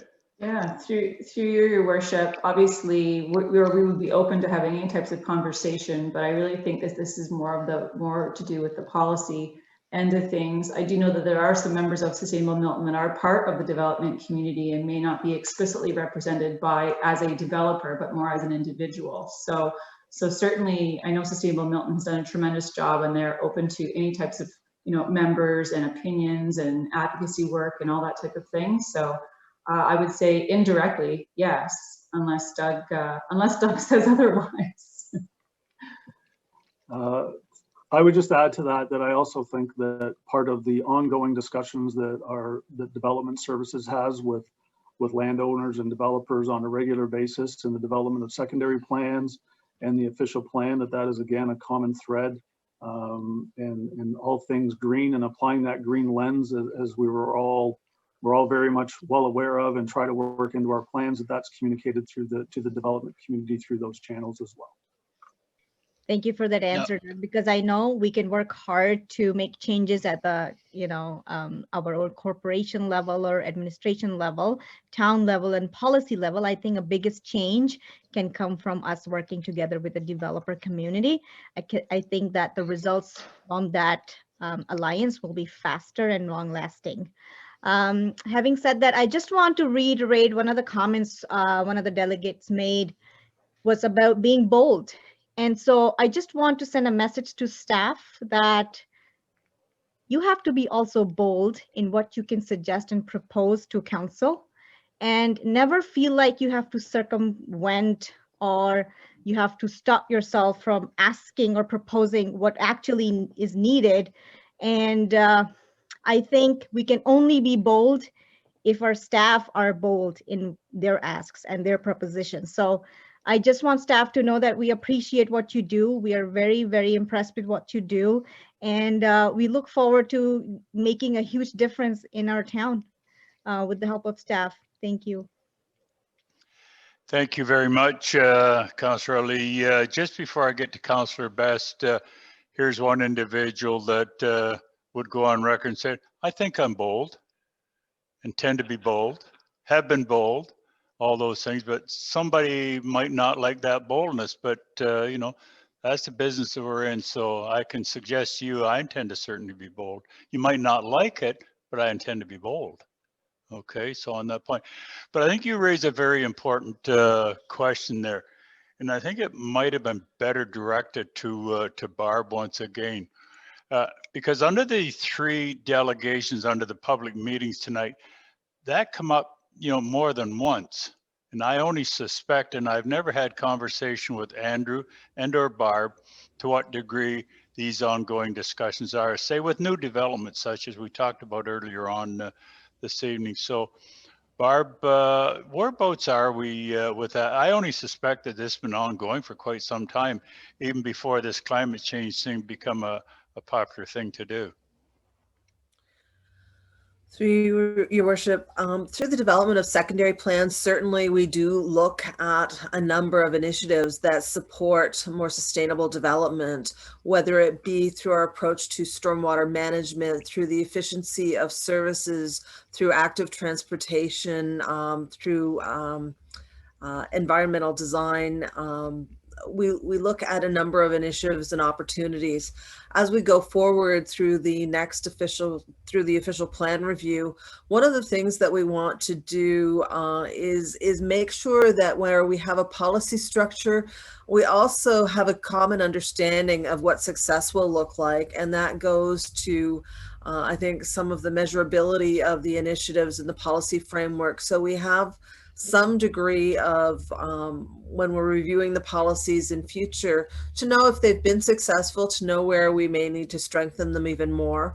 In terms of the developers and these applications going forward, certainly sustainability is an ongoing theme when we're talking about improvements to the design and the efficiency of the overall development and how it contributes to overall sustainability. So it is something that we consider as we're moving forward. Just and again, Councillor Lee, you still have the floor, but I'd go so far to say that probably at least 10 years ago, his name just escapes me now, but he's done 3 or 4 developments in the town of Milton. Dave De Silva, the CEO, just reminded me of this. He was encouraged people like me and staff and that to get involved in supporting what he was advocating, and at least in my opinion, he did an excellent job on some of the things that you and I are talking about going back probably 10 years ago. So we've been doing our part, I think, with the development community for quite some time. We're just going to have to maybe ratchet it up just another notch or 2, and I'm more than prepared to be bold and help do that for sure. I can guarantee you that. So with that, Councillor Ali, you had the floor. Thank you, Your Worship. I have no further comments or questions. All right, thank you very much. Councillor Baston and Councillor Chandler. Yes, Your Worship. Speaking of bold, I have one question to Barb from the development side of things. There's a number of delegations mentioning going into our official plan and basically pushing the envelope in terms of sustainability. How does it match with the provincial policy statements in terms of conforming? Because in the end, our official plan, as well as the regions, has to be approved by the province. And if we go too far, we may not be conforming and we might get rejected. I don't want to be in the same position the city of Burlington was a few months ago of having their official plan rejected and basically sent back and to be redone. Through you, Your Worship, certainly your point is well noted. We have to be consistent with the provincial policy statement. There are other provincial policies with which we have to conform. And as we work through our official plan and future secondary plans, we will aim to strike a balance and make sure that we are implementing policies that are defensible and can be achieved. To a certain extent, some of our policies will be aspirational, to be bold, to stretch and try and always achieve for better. So we can have different policy frameworks, some that we require, some that we encourage, some that are a bit on the public education side of what is possible. So it's a matter of sometimes how you frame the policies, that you can have aspirational policies that may go beyond what the province currently requires or allows, but they don't conflict with provincial policy. And I think what I'm hearing tonight is that there's direction and an interest from the community and from council to look at what some of those aspirational policies might be and how we can best achieve those. Okay. Thank you. I'm glad to hear. Yeah, thank you. I'm glad to hear that, and hopefully we can achieve this, because I'm quite concerned of where the province is going in a number of areas. And getting back to comments, thanks Doug and Christine for your presentation. One thing I'd like to encourage you is keeping in contact with Milton Hydro. We've had a number of staff changes there, and through MEGS, there's a lot of areas. That's the basically the unregulated arm of Milton Hydro that is getting into a number of these projects, such as battery storage of hydro, solar panels, and also other new businesses. So I'd encourage you to do it, because I'm looking at the budget for next year, and we're basically getting into more of that field of looking at it. And Milton Hydro has also highlighted a number of changes, such as online billing rather than in paper. So we're getting there, and hope we can continue this. Christine, on Councillor Best's point. Yeah, thank you, Your Worship. Through you to Councillor Best. The town, as you know, has a phenomenal relationship with Milton Hydro. In fact, I think probably no one around the town spends more time with Milton Hydro than Doug. He has had a number of meetings with the new CAO now, and still with Frank as well, on any kind of ongoing initiatives or opportunities for partnerships, grants, you name it. So rest assured that relationship is well in hand. Councillor Best, anything further? No, that's all. Thank you. Thank you. Councillor Chandler, go ahead. Thanks, Your Worship. Just to follow up on the comment that was made by Councillor Best and Barb with respect to the other levels of government. I mean, at the end of the day, when it comes to the official plan or anything we want to do with the development community, we have to conform to the Municipal Act and the Ministry of Environment, as well as environment also as conservation. Two thoughts. In terms of getting others around the table, you may want to get perhaps Conservation Halton involved with your discussions with Sustainable Milton, because there's a lot of things that they are doing that they're reaching out to the province for in terms of mitigation, but also sustainability on the environmental front. The other thing that you might want to take a look at, a lot of the programs we have in place today in corporate Canada are underutilized by residential homeowners when it comes to energy. And it may make considering the municipality a partner in that one of only education, because as I said, there's a lot of money out there that is not being invested in retrofitting homes in our community, and it should be spent. It's there. There is a payback. And I would say that, my final comment is, if we can help, the private sector understand the ROI of what we're suggesting, they will climb aboard. There's lots of examples in our community where the private sector has seen the return of that kind of investment, and they've actually had the return, and it's good for everybody. And a lot of times it's just us sharing with them what is possible and where the funds are and what the payback may be. Okay, that was more of a, I think, John, a comment, and I'm not sure if you want a response from Doug or Christine on that. No, I don't, but I just sort of thought it was a kind of a bit of a wrap up because of some of the things that I'd heard from some of the others, and it really is one at the end of the day of good communication. Couldn't agree more. I do not have any further speakers at this point. I'll be calling the vote in just a brief moment. But what I'm going to be calling for, unless anyone else does, is a recorded vote on this, because I take it very serious, as I suspect all of us do. And I think, it should be recorded that we're supportive of it or we're not. One of the questions that I have, Christine and/or probably Doug, reference was made to retrofit. Now, I guess you could use a scale of 1 to 10 or 1 to 100. When you talk about retrofit, and I'm not necessarily talking about our facilities. When I say our facilities, town facilities, but I'm talking about the average resident that's out there. When he or she can benefit from a retrofit, and I'll just use this as an example, whether it be installation or whatever it might be, a brand new energy efficient furnace, et cetera, et cetera. What's your perception, or what's your guess, or maybe you got a better handle on it than I do, the uptake on something like that? And again, the other part of the question is the funding for retrofits. I know at one point come from the province, one point it come from the federal government. I'm not sure if it's being suggested at all that it come from the property tax base. I might have a little problem with supporting something like that, but I'm all in favor of retrofit. But that's going to be one that's going to be really important. And I know I heard it from a couple of the delegations tonight. We have to get the community. And that means what, 135 or 140,000 of us. I don't know how many that is in homeowners, but they're the ones that's going to make a difference, regardless whether it's me with a gas-fired energy efficient furnace going to something maybe newer, and mine's only maybe 5 years old.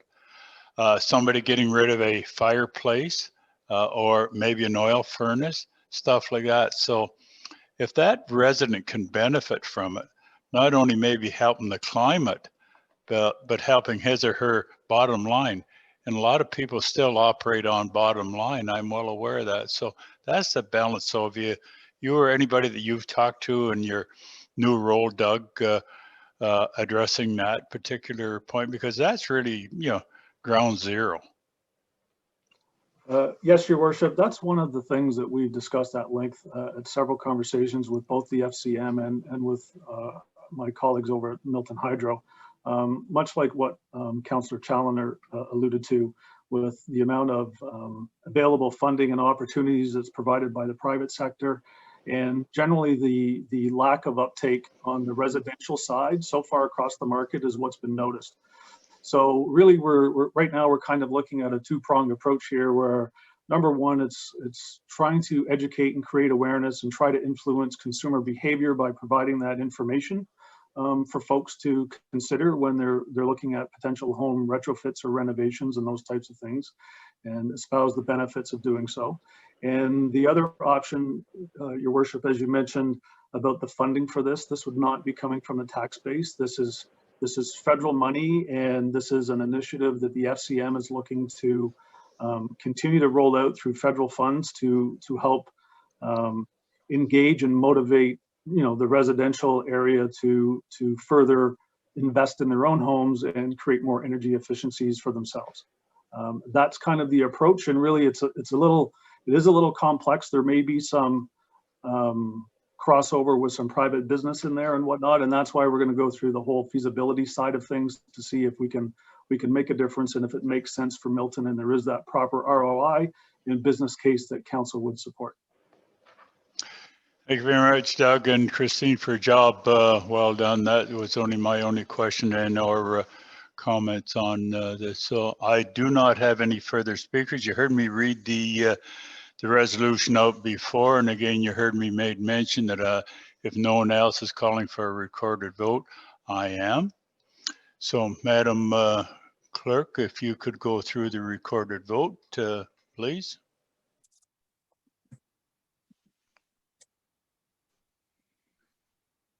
Thank you. So for the resolution as read, if you could please indicate either in favor or opposed. Councillor Cluett. In favor. Councillor Ali. In favor. Councillor Best. In favor. Councillor Chaloner. In favor. Councillor Di Lorenzo. In favor. Councillor Malbuff. In favor. Councillor Tesser-Dirksen. In favor. Councillor Hamid. In favor. Mayor Krantz. In favor. Okay. And that's unanimous in favor. And I think that's important that the community realize that we're unanimous in what we're doing here this evening. That's the main reason, the only reason why I called for a recorded vote. So with that, that motion is carried unanimously.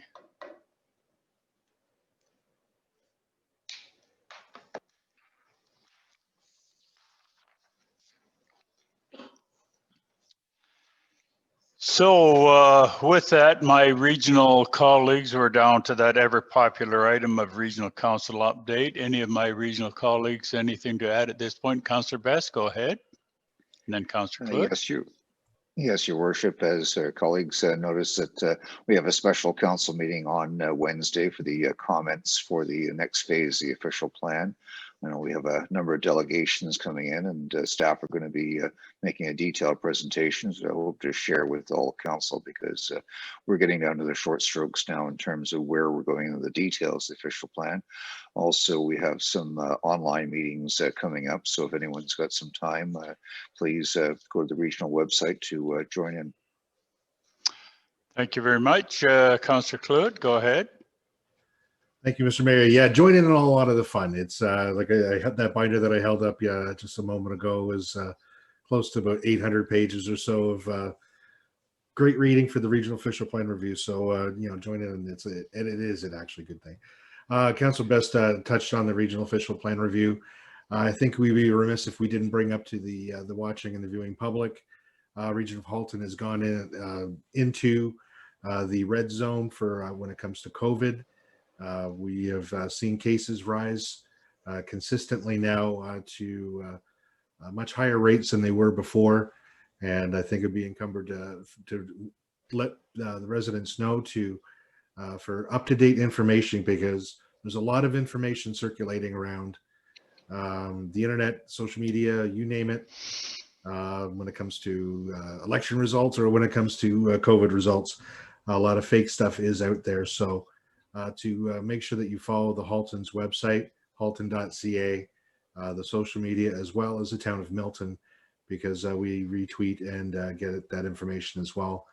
And just to have a quick plea, and I know, Your Worship, you'll probably join us in this, follow the basics, folks. Wear a mask, wash your hands, sanitize when possible, and maintain that 6 feet distance or more, especially in indoor and outdoor areas, because we have to beat this. These numbers are continuing to climb, and we just need to raise the alert with the residents, because we want to have a good holiday season this year. So I'll leave the rest to you. Thanks very much.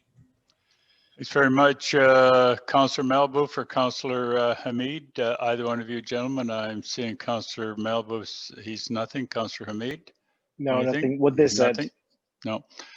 I concur there. And again, there's all kinds of information, both on the regional links and the local links with the 4 area municipalities, and just emphasizing what Councillor Claude had just mentioned. So if you want to get the real information, the real scoop, go to those links and follow it. So with that, that's a regional council update. Statements by any member of council. Any Councillor Tessa Dirksen, go ahead.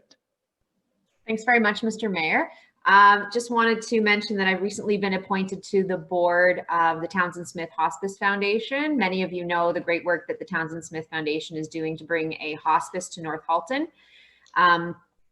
Everybody kind of, fundraising efforts kind of took a little bit of a break during COVID, but the foundation's been doing really well with lots of virtual fundraising. And as we ramp up our capital campaign, I'm looking forward to having my colleagues join in and lend a hand wherever and whenever they see fit to do so. Thank you.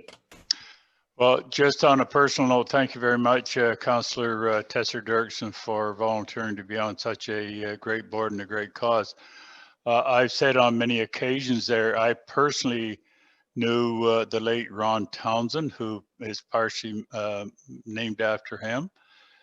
He was a volunteer firefighter as I was, and I also knew the late Tessie Smith, who was named after her. So both of those individuals contributed a great deal to this community. So I think it's very, very appropriate what we're doing here. So I just thought I would share that with the wide world out there. And thank you very much for the work that you're doing in that particular area. Any further, Councillor Tessa Dirksen? Councillor Best, go ahead. Yes, Your Worship. I just wanted to thank everybody involved with the announcement on Thursday for the transit funding for a new transit building.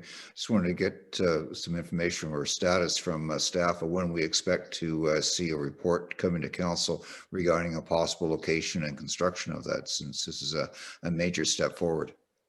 Yeah, that question was certainly asked by the press at that, and certainly concur. It was a great move there. But Christine, I know there was a response, and I'm not sure if it was from you or from Tony that particular day. But Christine, on that. Thanks, Your Worship, through you to Councillor Best. Yeah, I believe Tony did answer it publicly, but for the sake of this council meeting, we are working through a feasibility study right now for our location, and as soon as one's been determined, we'll be sure to update council. Councillor Best. Thank you. I'm looking forward to it. Councillor Lee, go ahead. Thank you, Your Worship. I just wanted to give some well-deserved accolades to our staff, Christine, Doug, and Jeff in particular, who worked hard to get Milton its first wheelchair swing. We are the first in Halton, and I think it's a moment of great pride and joy for all of us, a moment to be celebrated, because I hope this generates a chain reaction where we have these kind of swings available for the differently abled community in our region. And I have heard back feedback from the community, and it is widely appreciated. And so I just wanted to bring that up. Thank you, Your Worship. I thank you very much. Is there any other statement that any member of council wish to make at this point? With that, we're down to that ever popular area of confidential session, and each one of us was circulated with a fairly lengthy document, and I made reference to the CAO this morning. It was really, really well done, going back some 10 or 12 years ago now, and captioning everything. I know I personally don't have to go into camera, but if there's any one of us members of council wish to go into camera, we will. And if we do, I'm going to suggest a 2-minute break. So if I see a hand go up like this, I'll know a member of council wants to go in camera. Other than that, a resolution, I think the clerk has already prepared here to deal with that item. I'm not seeing any, oh, I'm sorry, Councillor Malbouf, sorry. Yeah, I'm not requesting that we go on camera, but this resolution will be read out to the public and will be given an opportunity to comment to it. Okay, no, I'm not sure. I can only share with you what this resolution reads, and I'll read it right now. It's been moved by Councillor Chandler and seconded by Councillor Melbouf, and be it resolved that the recommendations contained in staff report ES-01120 be approved.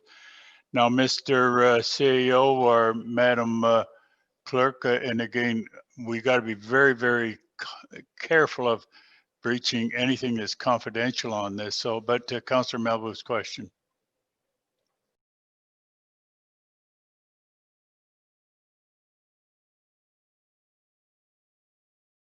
Councillor Malboof, what the clerk is saying, it would be wise to move into a confidential session. And I heard what you say, you don't necessarily want to go into camera, but I think it would be necessary to have that responded to you. It's your Okay. choice. All right. Now, my question to staff or to the clerk, when will this resolution be made public?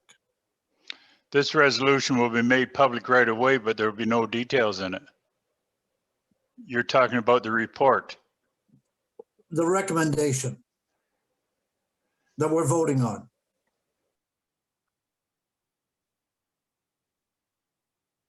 Any details? We're just talking about the report.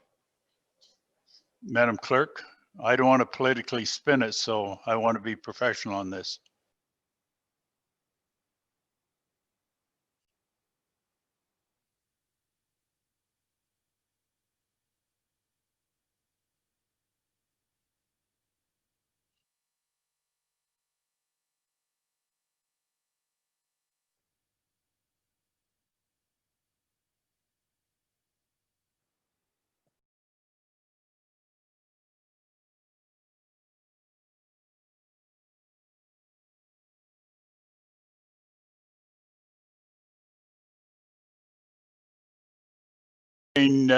I apologize, just the CEO and the clerk was giving me some, I think, pretty good advice here.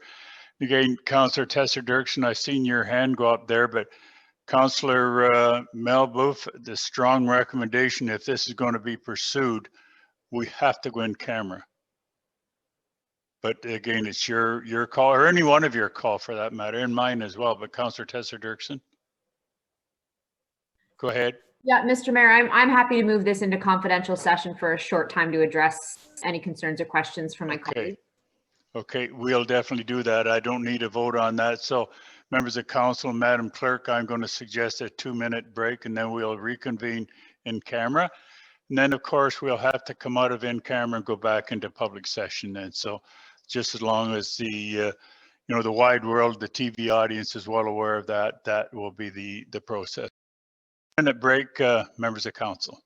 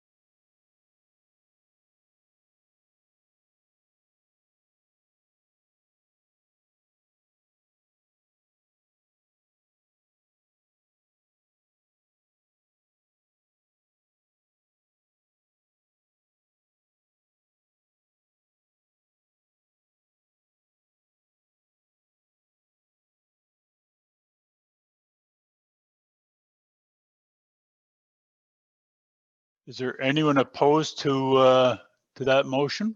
Unless I see a hand go up, I'll assume everybody's in favor. Everybody's in favor, and that's carried. So Nina, back over to you. We'll have to open this back up again and go public. The in-camera session is now adjourned.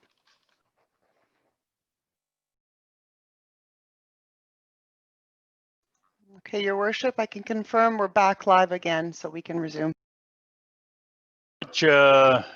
Nina. And again, Madam Clerk, if you would make a few comments and making sure that we're doing everything's right and correct. So if you'd go ahead.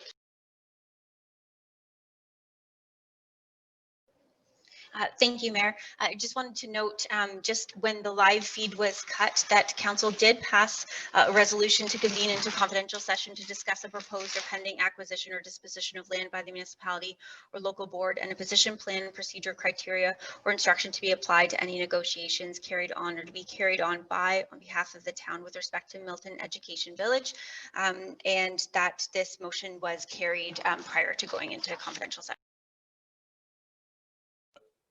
And I think that's important for the public record as to what it was all about. So that's been taken care of. Okay, now I have a motion moved by Councillor Chandler, second by Councillor Malboof, that the recommendations contained in staff report ES 011-20 be approved. Are there any questions with regards to that motion? Being none, I will assume, unless I see a hand go up, that everybody's in favor of it. I don't see any hands going up, so that motion is carried.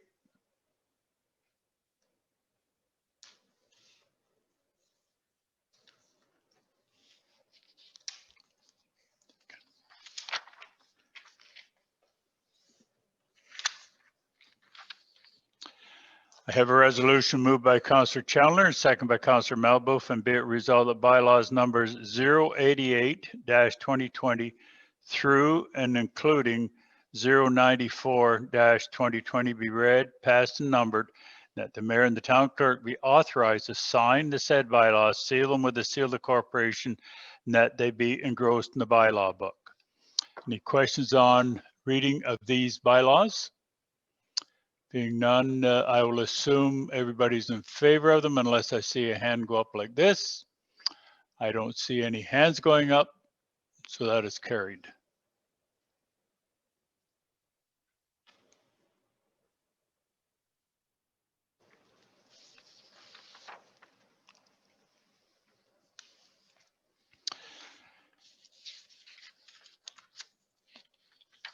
So, Madam Clerk, have we or I forgotten anything this evening? So that, members of council, staff, thank you very much for a very, very important, we achieved a lot here this evening. So with that being said, this council meeting of November the 16th, 2020 is now adjourned.